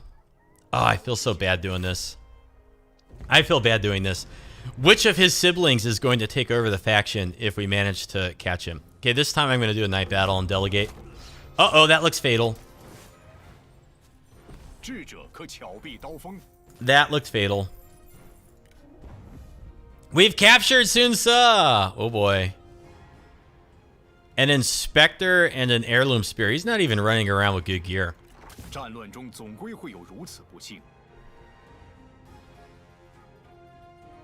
While I was speaking, you were waiting to see if there's a difference in skill trees for the different classes, but you didn't learn anything spectacular. You mean in for different classes? Different classes of what?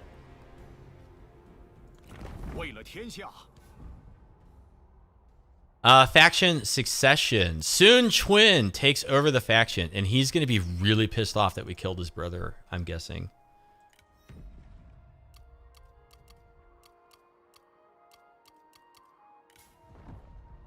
Kingdom of Wu succeeded.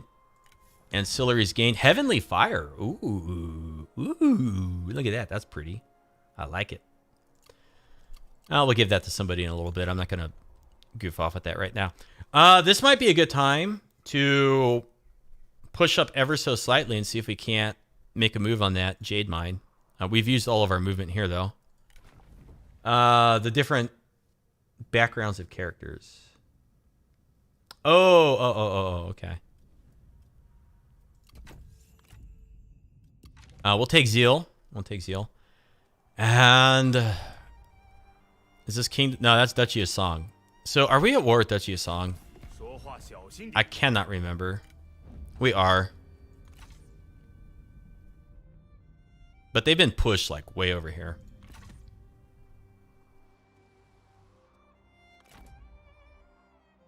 That's Sun Jian's horse. Okay, I didn't realize that Sun Jian had a unique horse. I didn't realize that. I guess they didn't carry it over to a World Betrayed, because I didn't see it at all in that playthrough. I'm not going to come out. I'm going to let Duchy of Song or Kingdom of Wu come up and try to attack us. We're just kind of, you know, we're playing defensively where we need to and setting up our offensives where we can. These are vassals. You're hostile, aren't you? No, you're not. We need to take the city down here.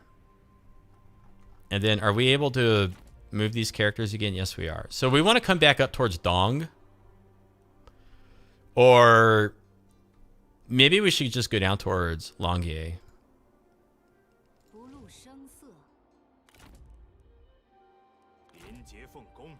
Yeah, let's come down towards Beihai with Lady Fang. And then one of these two characters should be able to merge over into here. From what you can gather, it's seemingly the same skill tree for each, apart from one or two differences. The strategists, sentinels, commanders have access to night battles. Yeah. Vanguards and champions don't have any access to night battles. Usually, it's easiest to get it on a sentinel or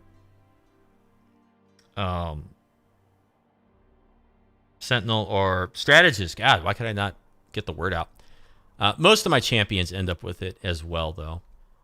And we look pretty good up there. We brought this guy up to deal with the rebellion, but now we got +5 public order, so there's not going to be a rebellion. I wonder if we can just move him out.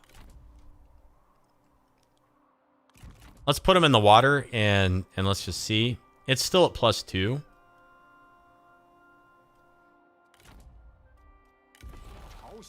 So then let's get him up onto the shore and move him down this way. Is that all of our movement with our armies? Very nearly. No. We need to take the city. Which army is better for open field battles? Maybe this one? Academics are seemingly very good for artillery, as they get flaming shot at 1 and can get fire arrows at 3. I'm going to delegate this as a night battle. I'm not going to bring up the reinforcements, because I'm going to let him take the casualties and look weak And then the other army, which is full strength or nearly full strength, can move up and get in range to set up an ambush. But she's got really low movement range. Why is our movement range so bad with her? Do we have reach on somebody? Okay, you're going to be the commander from now on because you'll give us more movement range there. That's really frustrating. The background effects are virtually nothing though, so they're basically battle strategists rather than an administrative one. I mean, if you could swing it, like if you could get all the things the way you wanted it, you could really min-max that kind of crap, but really, I find a lot of it's just, luck of the draw. I mean, you just get the cards you're dealt, and you got to find the best way to use them, to play your hand. Really, I mean, okay. I think this is good for this turn. Let's go ahead and let's see what happens. I just want to make sure. We did lots of poison provisions down here. I don't want to I don't want to poison Panjai's provisions because I want him to think he's full strength and push ahead. I don't want to hinder their movement. I don't want to hinder their movement back here because we have ambushes and reinforcements and stuff set up. So I want them to think that they're strong. I guess the one thing we could do is we could build our undercover network back up a couple times.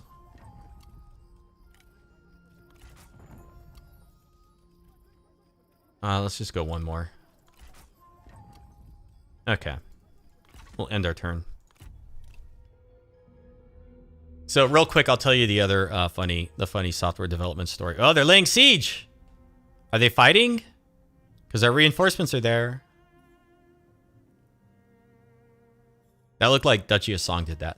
Okay, so the other funny software story. My coworker, he was part of a software team that was going into a really big office building to do custom work for them, right? It was a big project. And they were given an entire section of a floor to work out of. And they were given this conference room also for their meetings. And the conference room had a full glass wall so that everyone walking back and forth in the hallway could see into the conference room. And this was a really top scale company. The building had an indoor gymnasium. It had a cafeteria with chefs and they had full access to the whole building. They had access to everything. They could use all the amenities and all the luxuries just like the regular employees. Okay, they had everything. We will invite Lubu to our coalition. Sure, why not? Lubu rejected. So they had access to everything. And then they were reaching a milestone on the project that they were working on. And the project manager ordered a bunch of pizza. They had a pizza party. And so all these pizzas got delivered to the building and they were brought up to, the 15th floor or whatever it is. And the pizzas were put in this conference room. And so, my coworker and his whole team of developers, they're in there, they're eating pizza and whatnot. And he's sitting there thinking how come we didn't invite any of the regular employees in to eat the pizza? We're billing it back to them anyways. We should invite them to come in and eat pizza. But the person who organized the whole thing didn't think about the other coworkers in the building, and they didn't order extra pizza, and they didn't invite the employees in to come in and have pizza.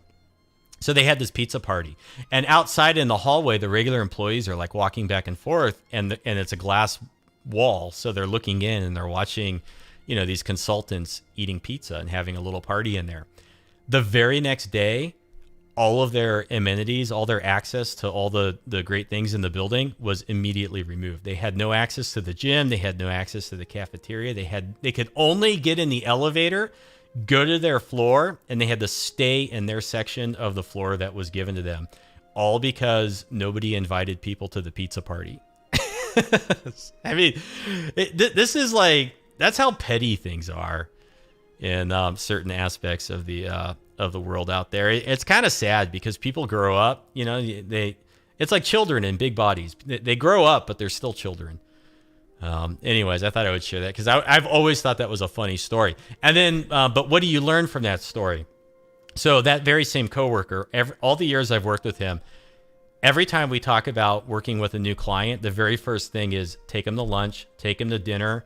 If you're there to go do work, take as many people as you can fit in the car, take them all to lunch. Take them to lunch because you're billing it back to the client anyways, but always take them to lunch. It's amazing how much good work and opportunity comes your way from taking people out to lunch. You've never understood amenities for employees. It's just not a thing where you're from. It's so damn petty. What the hell? Oh yeah. It's just the way it is. The stuff I've seen in my career, 20 years as a professional, working professional, I've seen some pretty funny stuff. Kingdom of Wu signed a peace treaty with Zhangjiang. Spy was killed. Oh dear. How was he killed? He didn't even do anything. Naval birth, Ying Khan. Another noble birth, Wen Lanbao. Let's see. Dongzhong is philanthropic. Ren Xai is charitable. Peng Tong is tranquil. Lots of people of merit passing through. So we could maybe hire somebody back in since our legitimacy is very nearly capped. We got some buildings here. Commander secured Pengcheng. What? So it counts it as being secured even though we're sharing it with our vassal. That's kind of interesting. A little unexpected, but cool nonetheless. So what we would like to do is we want to get Donghai before our vassal does, right? We want to go get Donghai. Where can we send this guy? Every time I go to click on him, it puts the yellow river thing in front of him. Kind of annoying. I guess for now he can just come up to about here.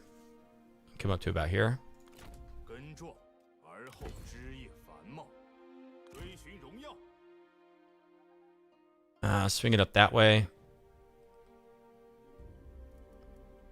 Okay, so they get along with some of the passers-by. So Zhang Jai and Mei Zhang. Let's see if we can get one of these guys over. He likes both of them. So let's go ahead and transfer him in. Okay, they all get along with each other. We force march. We get back into Dong. Now, if these two guys maybe get along with each other, let's just see. Aha! They get along with each other. This is fantastic. Good. So we're building our strength over here. Not quite what I really want to do, but as we take the last of this territory, we're going to be able to pour across the Yangtze River. Also capture this stuff as well. So we're going to start gaining ground over here. I do want to get Donghai before our vassal does. I don't want to have to trade for it to the tune of ridiculous money or ancillaries. However, crossing is going to be a bit slow. And they do, I think, have like a full stack up around here somewhere. There was a Kingdom of Wu force. They could be in Longye by now. They could be down over here. I don't think I want to push up with her quite yet. So what we'll do is let's recruit into here. Let's get Wen Pai. Or maybe Ren Xai. Yeah, you know what? We'll get Ren Sai because he's already full, and then we can just immediately go into an ambush stance. I want to wait and see if they have a full stack here that's gonna like come out this way before I take the lumberyard and get myself stuck in it. This is historical. I don't do the romance mode.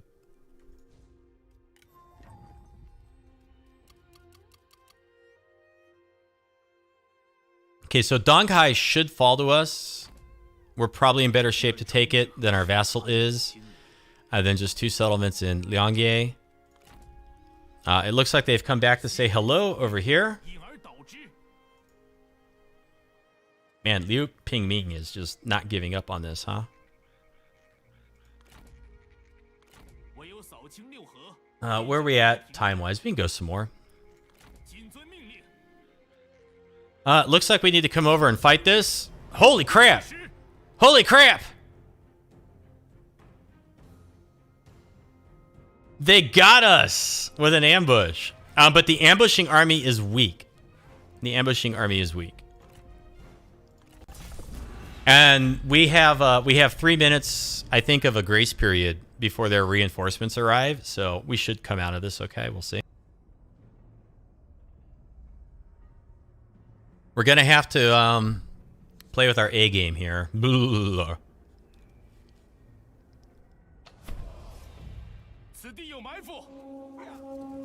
All right, Super Fiend. Let's see what you can do here.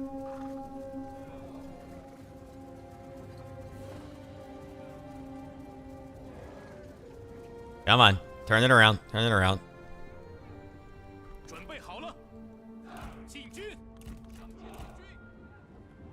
I don't have any artillery.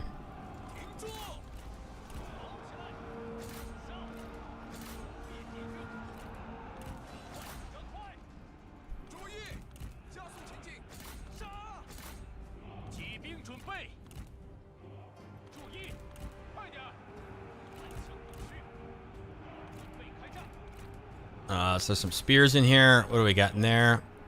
Leave my archers alone. You leave them alone. Stop it. Stop it.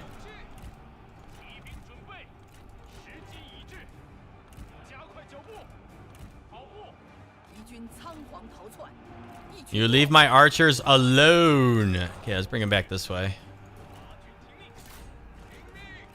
That's the big problem here is they are getting our archers a bit, but we're okay. Let's bring our vanguard back down.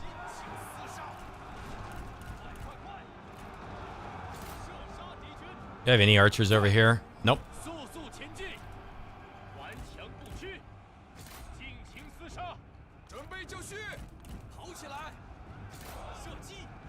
We still have a minute and some change. Let's pull back. Get them out of there. Kill Li Shao. Kill the horse archers. Yeah, that's right. You're regretting this ambush now, aren't you? Let's get our axe band up.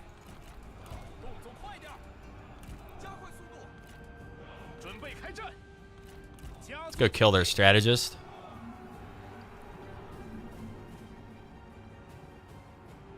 You know, I really should have expected that they had this ambush there, because I know that we defeated their army and left it weak, but it just disappeared. You know, that should have been like the big, hey, there's probably an ambush here. But that's okay, we're fine. Okay, can we get rid of those, please? Okay, they're broken. Where are you guys going? You guys come back this way. I'm not going to escape this ambush. I'm gonna stand and fight. So now the question is where are we gonna make our stand? Right here. I think we're gonna make our stand over here. Okay, go ahead, bring it. The onus is on you guys. You guys started this. You got to come to me.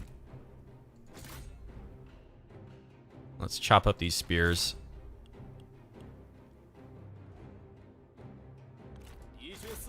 Yeah, that's right. Get out of here. Get out of here.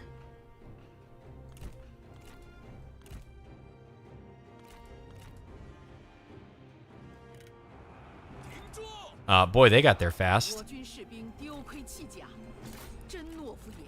They got there awfully fast. No, the map edge is just right there. That's why. Shoot the shot cav. It's not looking very good for our infantry, at least not right now. It's okay. I'm not stressed out.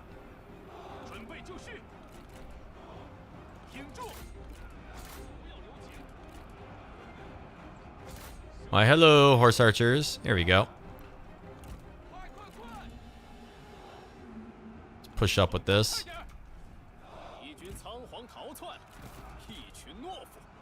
Run that down.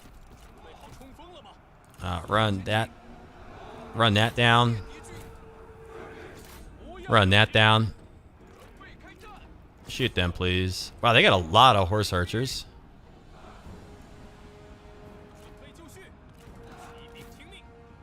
We got to watch out for the G. They'll bring our cav back through. Start shooting the G units where we can.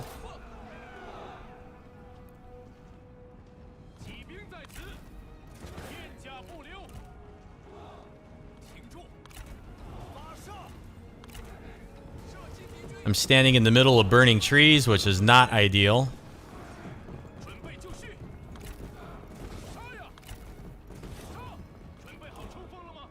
Let's start getting our cav around that way.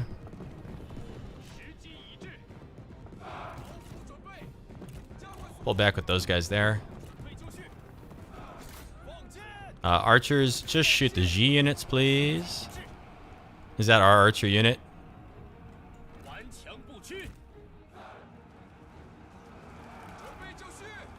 Archers, stop moving forward. It's like the last thing you should be doing. Okay, let's go get that.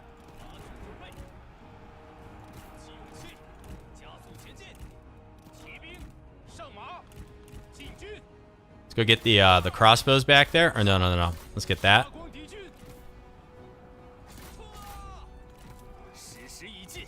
Let's get our generals in here. Keep going back that way. How do we look? Okay, the G units are just holding the line. Get there. No. Stop. Bog them down some more.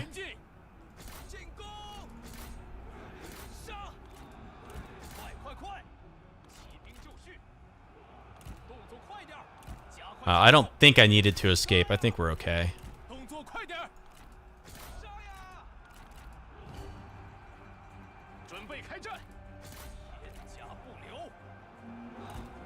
Okay, let's charge in there.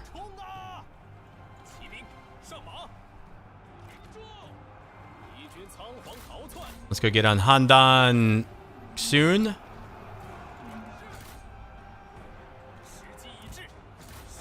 The defenders become the attackers. Guard mode off.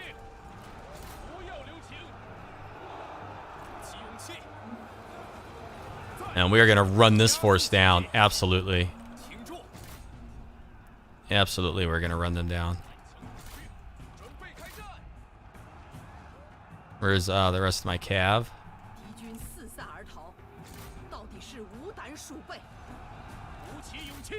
He broke. Just go get him. Get that. Get up in there. Yeah, this whole army needs a pay raise. This is like one of the most intensive spots for battle in this campaign. Guangling. Oh, no wonder I don't have guard mode off on my cav. I forgot to do that. That's why we're not pursuing things the way I normally do. Holy crap. They're just standing there getting shot because of that. He finally broke. He's shattered. Let's get that.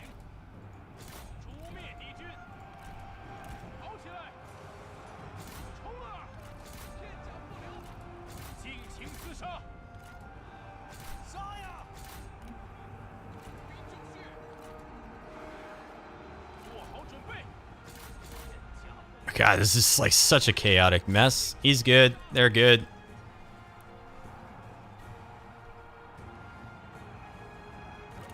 When I pan and I zoom like that, it's because I'm looking for units that need to do stuff. So, like, I got that cavalry unit just sitting there doing nothing.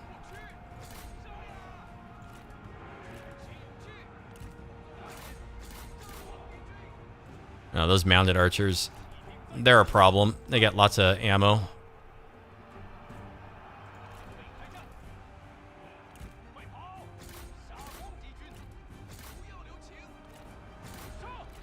God, these guys got some morale on them. Holy crap.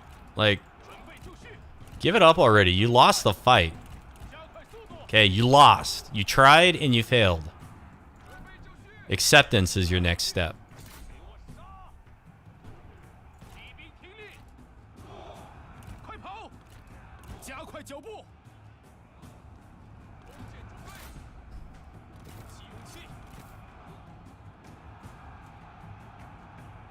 Oh, these archers.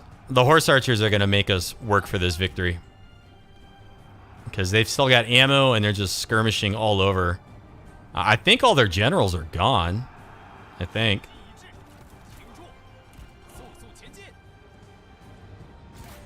Oh, no, you're very nearly there. Go get them some more. If I lose one of these generals to horse archers, gonna be grumpy.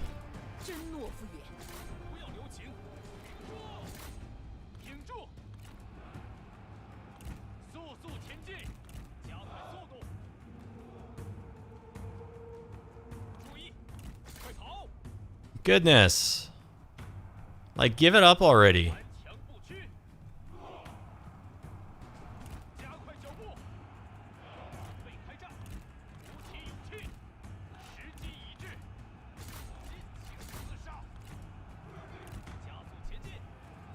What's a good counter for horse archers? Artillery. Artillery, and you kill them before they manage to come over and shoot you. Otherwise, like crossbows. But because we were the victims of an ambush here, there would have been no time to set up for it. So unfortunately, we just have to like keep shattering units until they finally lose their morale and break. That's the way this has to be done. There you go, finally. Yeah, the thing with horse archers and missile cav, they usually don't have great armor, although the heavily armored ones are pretty decent, but they don't have a lot of members in the unit. They're usually like 60, and they have the same range typically as other missile units.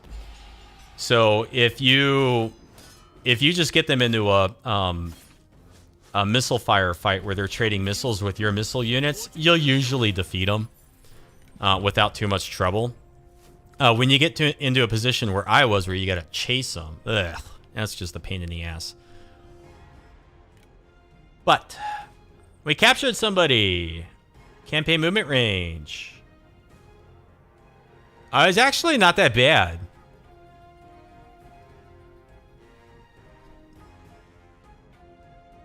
He's really not that bad, but I'm gonna execute him.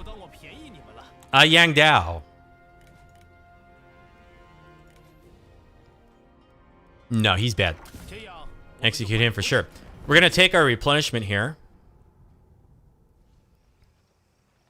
Yeah, if you have shot cav that can run fast, that's a good counter. Another good counter, if you have enough trees on the map and it's like a pitched battle where you both deploy. If you deploy far back and then you have units hidden in the trees as the horse archers come up, if you just get behind them, because they skirmish, they move closer to your front lines, so you might be able to sandwich them and catch them. Is it my turn? It's my turn. It's like nothing popped up, so I was like waiting for the AI to finish their turns. No, it's my turn because I attacked him. I'm not a smart man. Let's see here. Okay, this is one of those instances where I'm not going to pursue either one of their armies. I'm going to make them just leave because they're weak. But what we are going to do is we're going to replenish right here again because I'm expecting Xi Mei to come across the river. Let's see if we can stop them from doing that.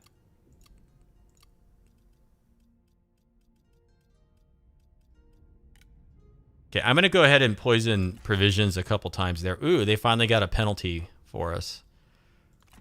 But that's okay. We're going to do that twice.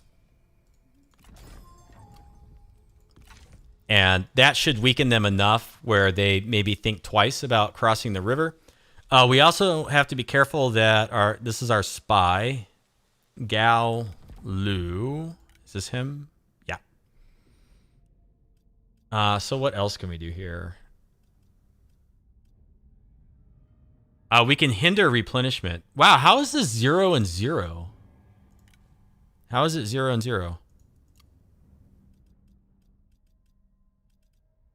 Well, let's also hinder replenishment. So not only did we knock down their unit numbers, but now it's going to take them longer for them to replenish. I think I am. I think I am. Like, well, right there, 70%. Yeah, you might be right because I moved. I moved to attack. So, good call. Good call. Just me not paying attention thoroughly. This guy doesn't need charge bonus for his retinue. We need different units is what we really need. Let's get Vanguard, or guerrilla deployment, they call it. Vanguard. So that's good there. I think we'll get a turn or two of replenishment. I think. Hell, these guys might even blunder back into our ambush. You never know. Okay, over here. They came up on the land. So it looks like we're going to be fighting them.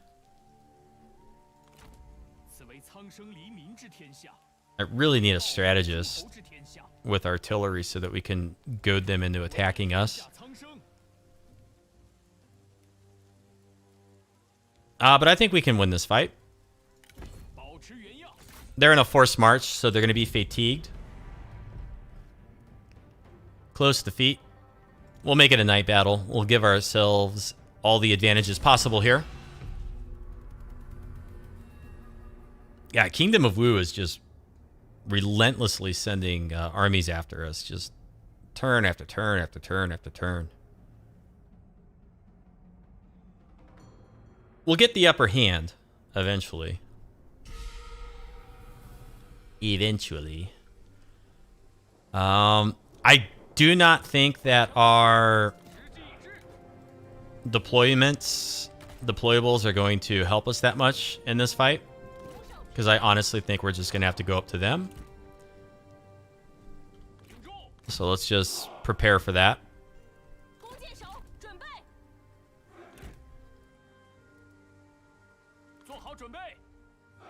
Basically a bunch of spears. Okay, so let's go peasant, G, boom, G, peasant. And that sort of looks like it did it right. I'm going to take all of our cavalry and I'm going to put them on the side.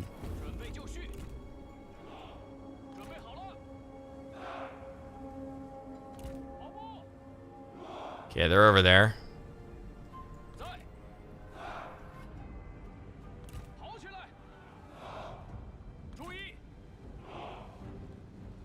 Looks like this is as close as we're going to have to get.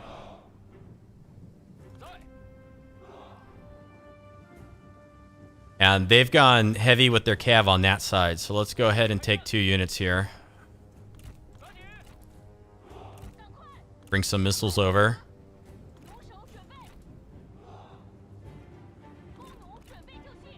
Let's push up.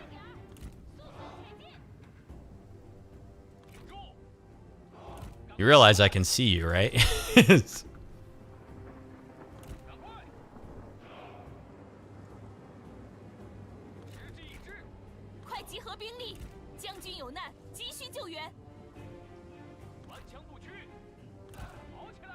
Must move faster, must move faster.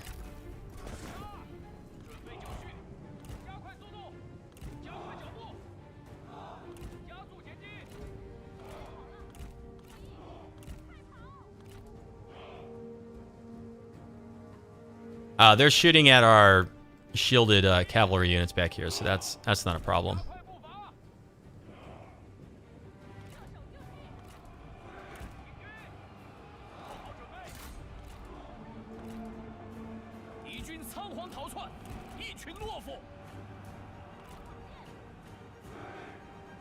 Okay. let's just keep an eye on that for a moment. We're looking good over here. We look okay there.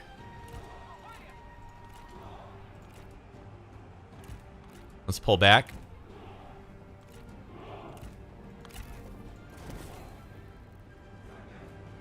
Okay, so far so good. Now that we got the G here, let's pull back with the swords. Let's pull back.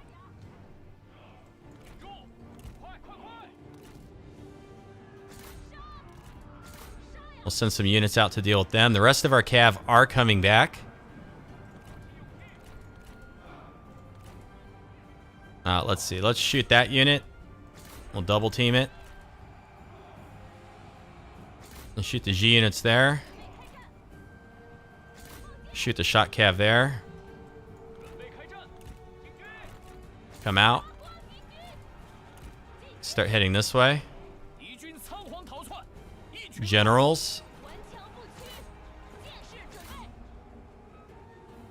I think we're okay here, but let's charge in this way.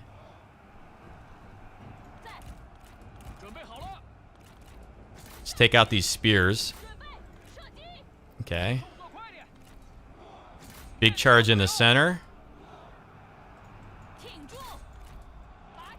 Lead them away. Lead them away.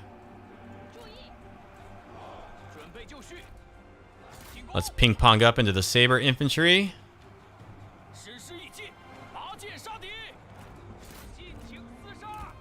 Try to cut them off. Let's like come out.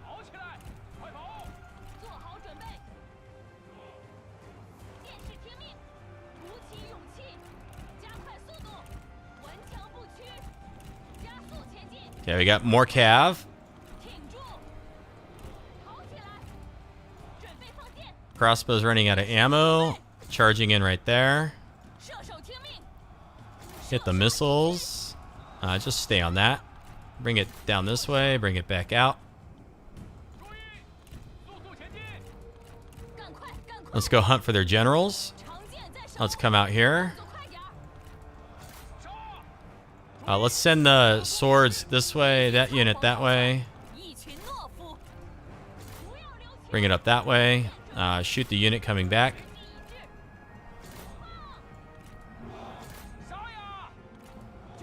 Let's tie up Lu Kuo.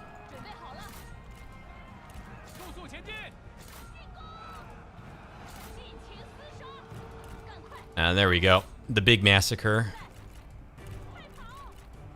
Shoot those guys coming back.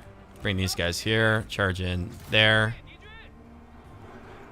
Sorry, not really looking at the chat right now. Just making sure everything's going good with the battle. Let's send our champion to help with her.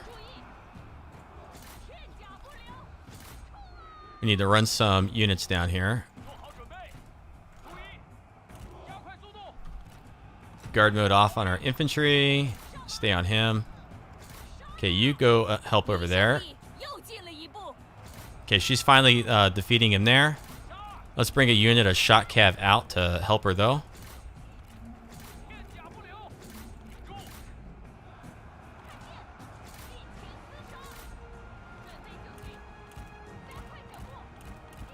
Get that shot cav.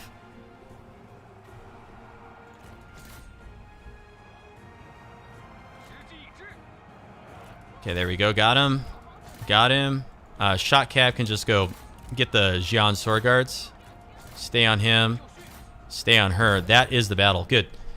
To be fair, though, this is just payback for all the times they've messed you around through warfare and diplomacy. Plus, they shouldn't have the cavalry bonuses since Sun Quan is now gone. Not only that, but I don't know if Sun Quan gets the same cavalry bonuses in this as he has in a World Betrayed, because I started this like a long time before World Betrayed came out. Wow, that was a fun victory. That was a fun little battle there. And so strategy-wise, it was just kind of, deployed our units however, and then shuffled things around and reacted to the way the AI had their units deployed. Tried to get our spears countering their cavalry as much as possible. They didn't have a really great army anyways. I'm going to take the replenishment so that we can keep our momentum up. Heck, we might even be able to wipe out 2 armies here. So let's see. Yeah, we might be able to run her down. Well, I know we can run her down. We might be able to run down the second one. I'll delegate in the interest of time. Turned out okay. We didn't take too much. Too much casualties. 2% replenishment. And then... Oh, no, this is our spy. Crap. Why did I do that? Shoot. Shoot. I don't want to extract him. What do I do? Now it's a battle. Ah, damn. Oh, I don't like this. You like the retreat followed by the cavalry charge. Oh, pulling the crossbows back and then getting the cavalry in. Yeah, that was nifty. It worked out very well. Part of the reason it worked so well is because they had more sword units than they had spears. So, seeing as how we're fighting against our spy, and I royally screwed this up, we're going to turn fire at will off on all of our missile units. And we're going to do this with our cavalry. And our infantry is just going to go back there. God, I screwed up. I'm not going to deploy anything. I'm not going to turn guard mode off. No. Yeah, I just have to hope that he doesn't somehow die. Like, if we kill her and then charge into him, I'm just going to do like a massive, stupid charge onto her. Okay, let's run. Run. Is she shattered yet?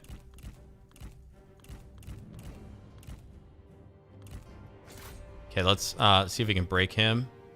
Let's get back on her. This is silly. I screwed up. Okay, he's wavering. As soon as she dies and he breaks. Okay. Leave him alone. Don't attack him. Stop attacking. Don't swing your swords. Get out of the battle. Yeah, Hans, if you're not careful, you can kill your own spies. I had an opportunity before the battle to extract him and bring him back to our faction, but then he's no longer a spy, so I don't want to do that. I'm just going to hope... I'm going to hope that he didn't die. He lived. Okay, so whoo, we managed to keep him alive. And they're in a forced march. So do they retreat?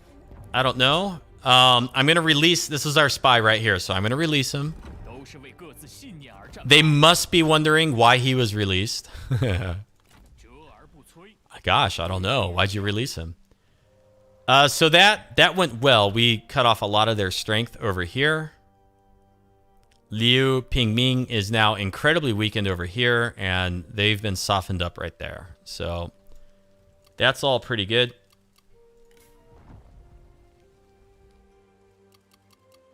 Is there a penalty if he dies? Yeah, you don't get your spy anymore. He's dead.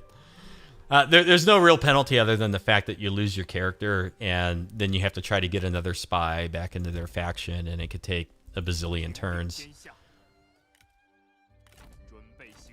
Oh, they both already moved, so we did that. And we moved with her, right? Yeah. Okay, so that's all good up there. We have movement here. 80% chance of a successful ambush. Oh yeah, they're sieging us here. So, brr. What are we up against? This is Duchy of Song. Night battles. All right. So, for Hans, in case he doesn't know, normally, so like. Every army, every building, they got a circle around them. That's their zone of control. And normally you can't move through zone of control to attack things beyond the zone of control. But they have two armies right on top of each other, so I can move into the zone of control and attack either of these armies. I don't have to attack the lead army. So what you can do here is I'm going to attack the reinforcing army that's weaker. And I'm going to do a night battle. And so what that does is it cuts off the stronger army. And this army is well equipped. It's a decisive victory, so I can delegate this. And it looked like a bloody affair. But now they've lost their reinforcements. We can get our casualties back from 2% replenishment. And then now the attacking army with Sima Yi is left all on their own. And if we attack now, they're going to try to retreat because we would have got the garrison and everything else. Now, because of the way we moved, we can't reach them unless we go into a forced march. And we get up onto reinforcement range here. And now our army inside the settlement can come out. Wait a second. Oh, Sima Yi's down here. This is... No, that's Sima Yi. Whose big fat head is this? That's Zhu Shlong. Okay. But our army that's inside the settlement can now initiate the attack. We get our reinforcements. Overwhelming odds, blah, blah, blah. Pyrrhic victory. Pyrrhic victory? I don't really think it's a Pyrrhic victory. I really don't feel like fighting it. I really don't want to fight it. So we'll roll the dice and see what we come up with here. Yeah, it worked out okay. I'll take the 2% replenishment again. That army's gone. And now this army has lots of movement. This army does not. So I'm going to put this army back in the settlement. This army will reinforce outside in an ambush, so they continue to replenish. Next turn, we need to remember to get our army out of the forced march to replenish again, and we need to turn our campaign map around. Now, this is our vassal, and then Kingdom of Wu is weak there, and we have an army here. So I don't really expect Sima Yi to try to attack us here. If he does, we'll get the reinforcements most likely, or we'll catch him in an ambush. He may not have night battles. I don't see night battles. Yeah, he doesn't have night battles. Now let's go see how things are looking with Peng Tong down south in our interior. Or, this is the... I thought it was the army that was in Badong, but no.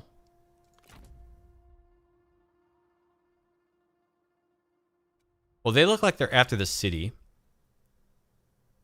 This army I'm going to finally bring out. Bu Lianxi is going to hole up in there to reinforce. We do have military access with you, yes? Okay, good. And also for Hans, if you use night battles, reinforcements on both sides are disabled, yeah. Unless it's a settlement. Yeah, that's a good point. It used to be in older Total Wars that when you did night battles, if both armies had night battles, they would both come on. But that at some point that changed. It just doesn't work that way anymore. We do have a couple skill points in here.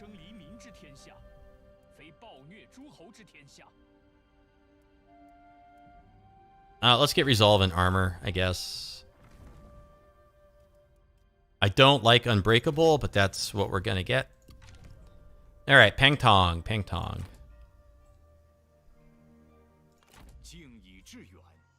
Really? Why did they rush up with this army when Peng Tong is sitting right there? That's such an odd choice. Like, really, that's such an odd choice by them. No fire arrows. Like, I'm kind of inclined to think this lead army is a lame duck. It can't do anything there. It's an armor craftsman. It's an open field battle. I remember we fought a battle there earlier. So what's going on here? Diao Yi. Let's be cheap.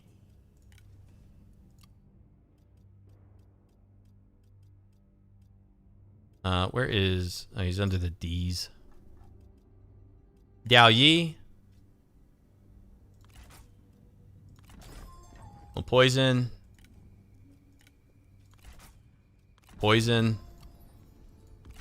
I mean, the poison provisions is really just doing wonders for us right here. Hopefully we don't get ambushed or anything like that. Yeah, now he retreats, of course. And he retreated so far that I can't possibly reach him.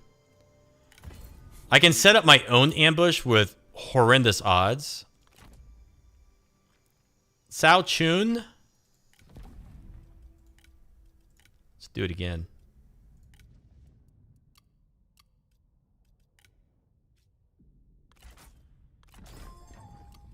It's usually beneficial to have at least 2 spies in a target faction in 3 kingdoms. 1 spy by themselves usually can't do very much. But because we have so many spies in here, like every single turn, we can just hammer them with actions. We're going to build our undercover network and get it back up. We'll do it once with him. Once with him. And how about once with you? Like just a bazillion spies in here. Oh, we got turncoats. We got turncoats. Let's get the let's get the sentinel.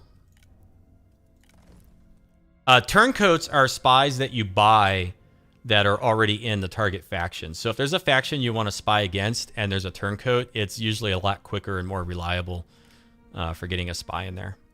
Where is he? He's leading an army in Lingling. Oh, is he right here? No? Where is he then? Down here? Oh no, this is the spy that we just bought. Well, hopefully he doesn't die. What level is the armor craftsman? Inside, it's tier 3. They went after it before, though. I think it was this faction. It was Shu Lan went after the armor craftsman. We had a pretty good defensive battle there, and that's why they're still down here, like, depleted. They've never fully recovered from that. Armies. Anybody else who hasn't moved yet? You're not going to move. You're staying right where you are. I suppose what we can do, though.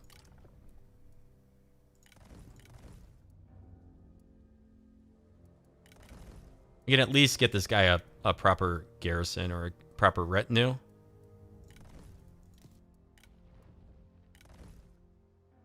Okay, we'll be weak if they attack, but we'll have some units, so... I don't think they're going to attack. If anything, they were going to try to bring up the second army and attack together. Although I don't know what... Peng Tong was not in an ambush right here, so they could see him. I have no idea why they didn't just kind of like team up on him or something like that. I don't know. I don't know why they thought they could sneak past.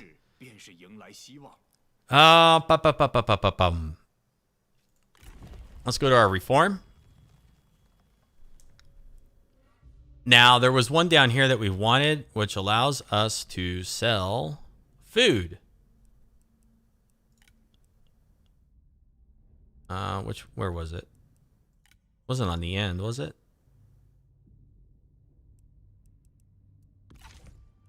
Let's go up to our commandery. Yi, I think. And we want to switch it over to... We want to try selling food, right? That was our experiment. But we don't have a reform. Oh, I do have it. I do have it. Would it be worthwhile to make like a small sides? No, you know what? I want to get the other one too. Okay, I'm going to get this one because it gives us the other building that sells food. But then our next reform, I think I'm going to spend on maybe getting better cavalry or something. Because our units suck. We've got like the worst units. They really are bad. So then now we can go back over to Yi. What's the deal here? Okay, I have to convert to this. So we're at 36 food. We're going to lose a little bit. So we're going to convert that, and then we're going to start upgrading. And then this is going to drop public order by a further 4, which we can absorb. That's fine.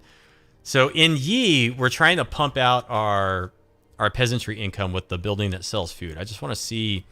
I want to see what that looks like. I've never really done it. And so I want to see if it's feasible to do that and maybe bring it over to some of our other settlements now and here. I do not yet have the state workshops.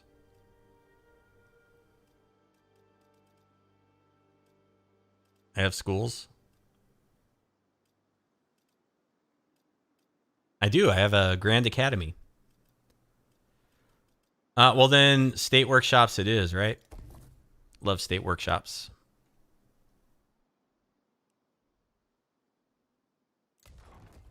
Beihai, how about Taishan?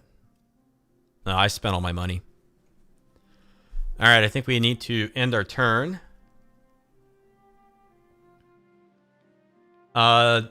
Using reforms to get a new unit type, you believe I can choose between Imperial Sword Guards, Cataphracts, or Onyx Dragons. Onyx Dragons, those are missile units, right? I think they're really good missile units, if I recall.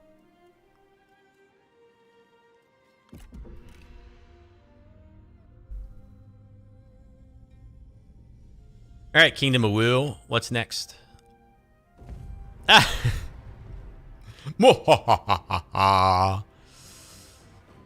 Oh boy.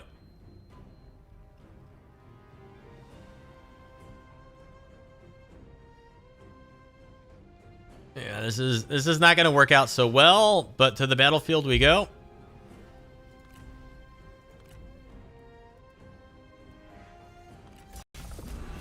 This is going to be tricky because we're going to essentially have to dodge them for 3 minutes. I probably should have poisoned this army as well, but you know what? You don't have to be super cheap. They're the best archery unit with 250 range and higher base morale and damage, yeah. Is any of the DLC for Three Kingdoms a must-have, like in Warhammer 2? I don't even really think a lot of the DLC for Warhammer 2 is a must-have. If you don't know, Hans, if you don't own the Warhammer 2 DLC, it just means you can't play as the factions, but the factions and the units, they still show up like in your campaigns. Like the AI will still use them against you. So like I own Warhammer 2 DLCs that I've never ever played, like Wood Elves. I've never played a Wood Elves campaign. Although did Wood Elves come out with Beastmen? Because I have played Beastmen. But there are just some factions I've never played in Warhammer 2. However, pretty much all the DLC in Warhammer 2 is pretty good. It is pretty good. For Three Kingdoms, I've never played Mandate of Heaven, and I've never played the 8 Princes. I've never even played them. I was just, when they came out, I was just busy, and I basically, I had early access to, I think, both of them. I think I had early access to both of them. But I was just busy doing other stuff, so I couldn't cover them. And then when A World Betrayed came out, I made sure, because I kind of knew I felt like something was coming. So I made sure that I finished up some of my campaigns. And so when A World Betrayed came out, I was able to play 2 campaigns, Sun Tzu and Yan Bai Hu. I don't know if I would say they're like essential. Like I've had enough fun with just the basic Three Kingdoms campaigns. Like there's a lot of replayability there without doing anything with the DLCs. And the Three Kingdoms DLCs are more like campaign DLCs. They change like the start positions and the year and the heroes that you have access to and stuff like that. They don't usually change too much the units, although A World Betrayed did with some of the bandit reworks and stuff. But the bandit rework went into the main game as an FLC too. But having said that, A World Betrayed has been really fun. Like my Sun Tzu playthrough is one of the most fun campaigns I've ever played in Warhammer, in Total War. It's been a really fun campaign. I've really enjoyed it. So the big problem here is they're going to swarm us and just absolutely demolish us. So what we need to do I don't know if that answers the question adequately. It's kind of the best answer I can give. I don't know if any of them are essential. I don't feel like they are. I haven't played Mandate of Heaven, and I haven't played 8 Princes, so I can't really tell you like how I feel about them. But I've had a lot of fun with A World Betrayed. And I didn't play Lu Bu yet, but I did think that the Sun Sub playthrough was a lot of fun. My Yan Bai Hu playthrough was interesting. It's like a very slow-paced playthrough. Things have slowly been picking up in that one. Let's see. Don't worry about the questions. They're big games. There's a lot of stuff. Rav says the Mandate of Heaven is very hard to do. You either play as the Han government with a massive input into government diplomacy and a tough balancing act, or you play to destroy the empire. So, Rav, would you say that Mandate of Heaven, playing as the Han, is kind of like the Western Roman Empire or the Eastern Roman Empire in Rome 2? Maybe like Attila or something. And if you play as the Han, you cannot play as the Emperor Liu Hong or his wife, even though they are unique characters. And replenishment is a big issue. Okay. We're going to open up the battle, and we're just going to start pumping missiles into the tough units that they have. Okay, we need to do lots of damage here. Our units back there are hidden. We need to survive for 3 minutes. We need to survive for 3 minutes. Okay, we need to sacrifice. Like this army is going to get actually incredibly wrecked, is what I'm trying to say. Our army is going to get incredibly wrecked. Okay, we're going to get demolished here. We're going to take just tons of casualties on this force. But we're going to use our archers to the best of our ability to, like, drop everything. Okay, we need to start shooting him. We need to tie him up. Okay, we need to get over here and tie that up. We need to lure the Pearl Dragons away. Damn it, get out of my archers. Okay, these are their fast-moving units. So we need to just try to do damage, really, is what we're doing here. We need to survive for 3 minutes. These guys are hidden back there. They can't find them. Let's go get on their crossbow. Let's just keep shooting their general back there. Okay, they've broken through our speed bump here. Okay, shoot the general. Shoot that. Shoot that. Destroy their war machine. Let's get on the defenders with 2 of these units. Okay. So what we're trying to do here, our goal, let's go off of guard mode and see if our generals can't run him down before he recovers, since he pathed right into him. So what we're trying to do is we're trying to use our missile units to cause what damage we can until our reinforcements show up. We're using our cavalry and our depleted units to just destroy key units of theirs that we can. And we just need to cause as much damage in here as possible in the beginning.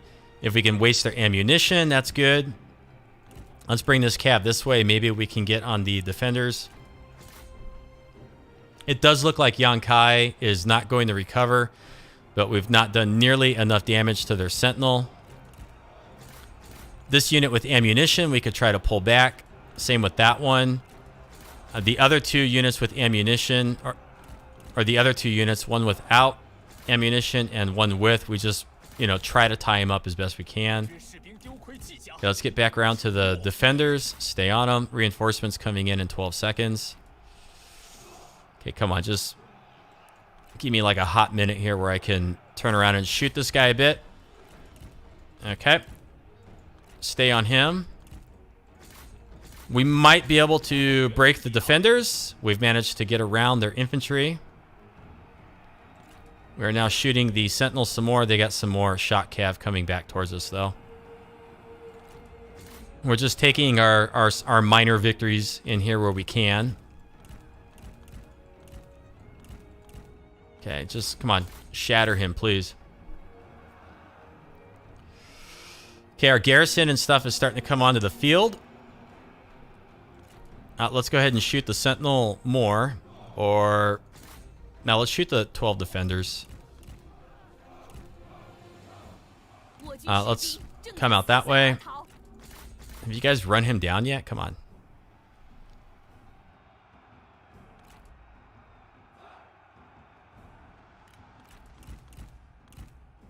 He's dead.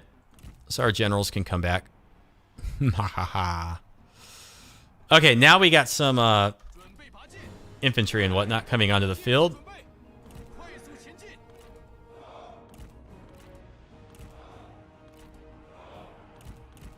Let's just keep them running in circles. If we can get their defenders to waste all their ammunition, then that's our next like win. That's a win.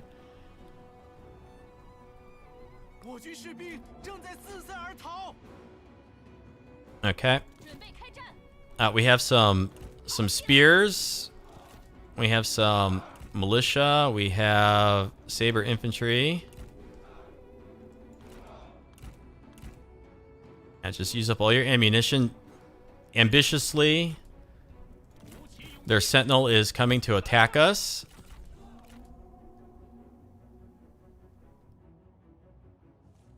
All right, let's just unload on the sentinel here.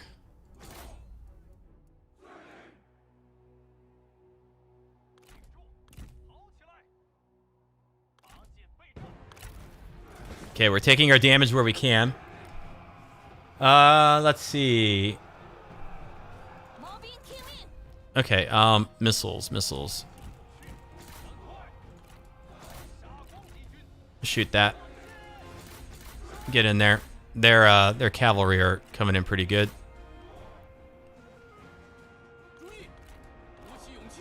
Shoot the sentinel. Kill the sentinel. Get on that cav. Here come our generals. Get those guys up. This cavalry may not survive the fight.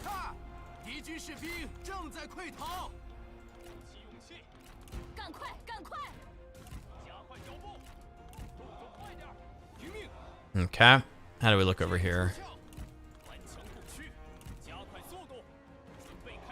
Charge. Charge.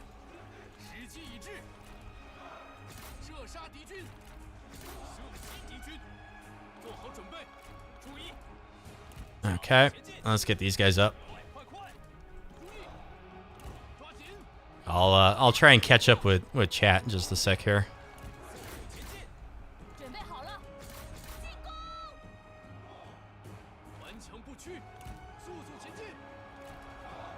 Okay, how we doing? Charge.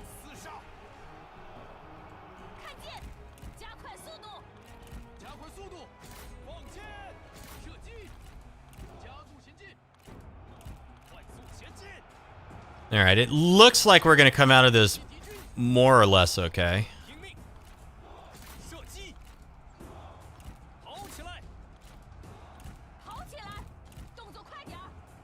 That unit's breaking.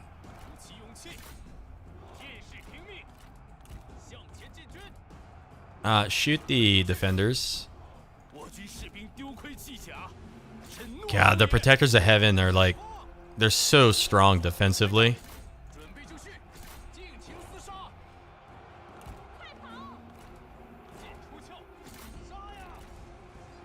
This is going to be a challenge, whittling away the rest of these units here. Ah, no, they got one that's like full strength in the back. Get out of here with that. Let's get the defenders there.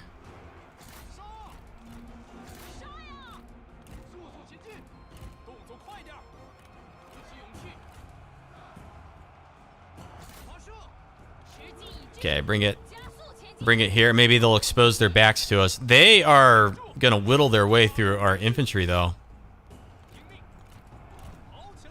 I don't know that we got what it takes. Okay, let's get a cavalry charge in here. Just lots of cav charging into this. 105 Protectors of Heaven. That was very, very much not impressive. Let's pull out. That unit is starting to break, though. Our unit here is starting to break. Aha, get out of here. Damn defenders of the earth. Let's pull back out. Get there. Get there. Come on.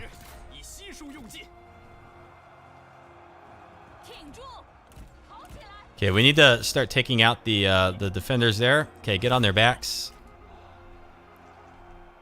Turn this way. Okay, our units are running out of ammo, so it's time to send them in. You know you're desperate when you got missile units charging into elite units. We still got our generals. A couple of these can come this way.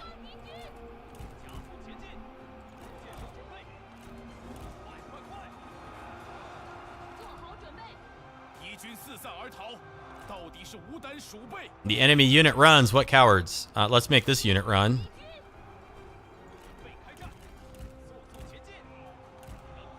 Oh boy, this is a very deadly mass of enemy troops.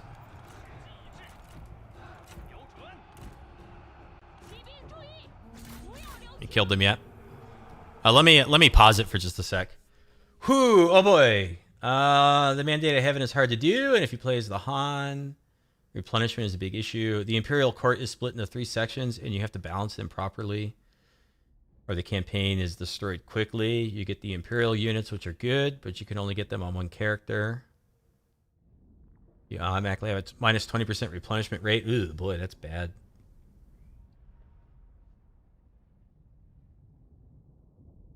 Just catching up here, sorry. Should I ignore the starting difficulty? As for 8 Princes, it wasn't that well received, mainly because it was rather disjointed. I think, wasn't 8 Princes like the first DLC they did too? So it was kind of like they didn't really know what they were going for. Alright. Okay, we broke some of them in here with that charge. Good. We broke the Zhamajan.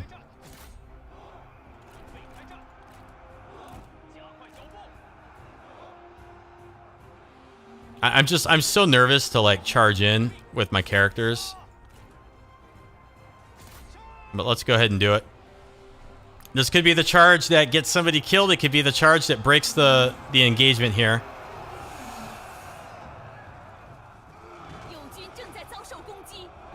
Our comrade is under attack. I know. I sent him in there. Okay, let's pull him back out.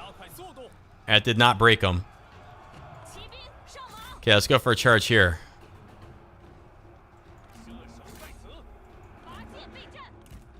Did all of my generals survive? Surprisingly. Oh, we shattered them. Good. So is this like really all of our units against their 1? Yep, that's what it is.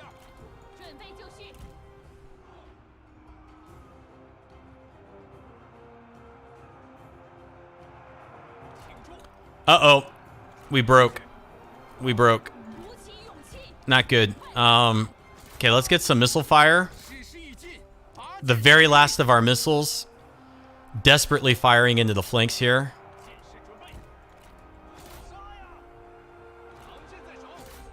Okay, just let's bring a stronger unit out this way. We need bodies. We need troops in here.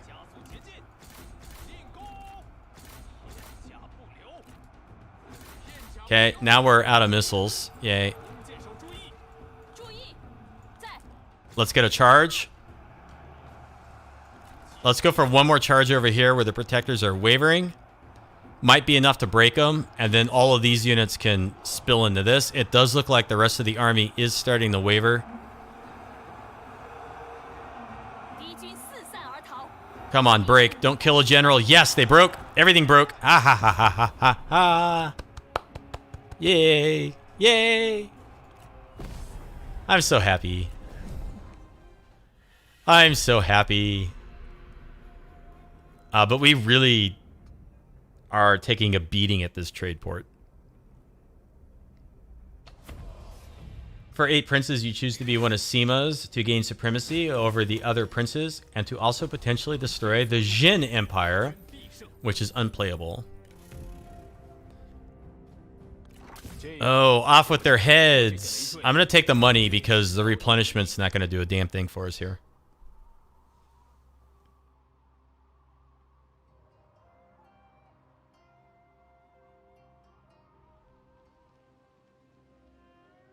I bet you we could get just a straight up peace offering from Kingdom of Wu at this point. Ambush failed. What are they thinking here? What are they thinking? Well, let's go ahead and make it a night battle, and let's try not to kill the Sentinel.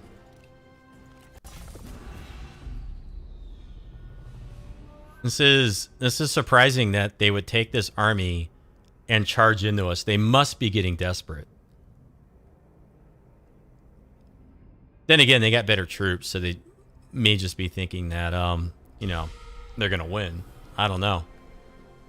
I don't know. Their army is like poo-poo. It's not very good.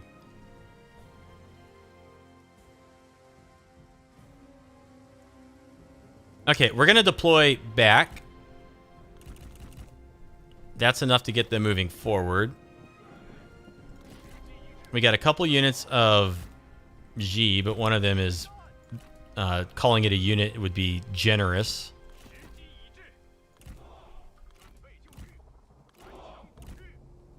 Okay, so let's go there. Defenders. Did these rocks block movement? It looks like they do.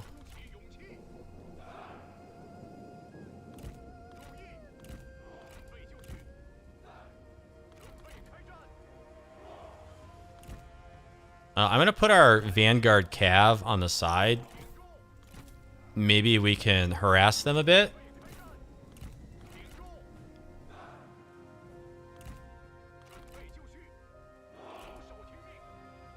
Put our crossbows there too.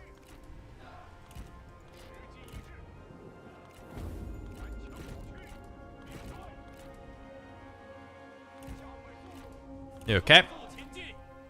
Let's go ahead and let's start whittling away at their Defenders of the Earth. Those are the units they have that I fear the most.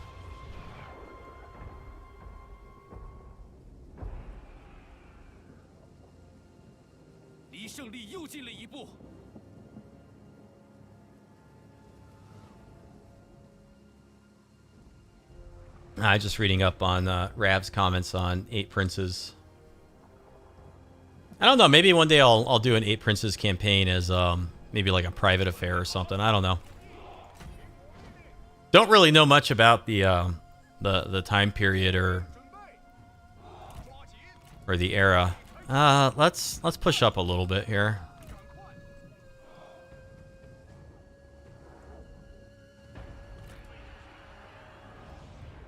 All right, you guys attacked me, okay? You thought you could win, so whatever you're doing out there, stop doing it and come over to my side of the field.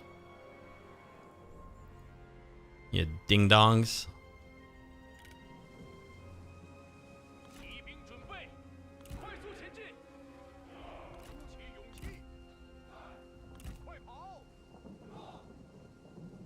Looks to me like we're going to just be charging into these units. Doing Cao Cao's campaign first is usually rather tricky since you're stuck in the middle. Yeah. It's really hard being in the middle of China for any of the Three Kingdoms campaigns, I find. Let's hit the Jean Valjean infantry. And okay, you guys just push up and shoot that. We should be breaking everything over there. We broke some stuff. Let's go after the mercenary infantry. Do you guys just have like... Oh, you guys got low range. No, you come back. You're the wrong crossbow unit for that. Okay, we'll just run that stuff down. Whatever.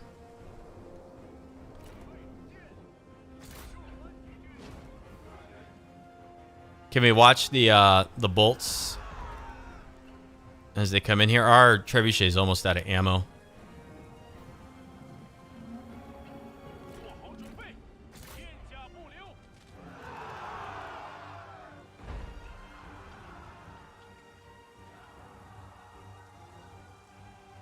Okay, so far so good. Trebuchet's out of ammo. There goes some bolts. Oh, wow. That's a bad day.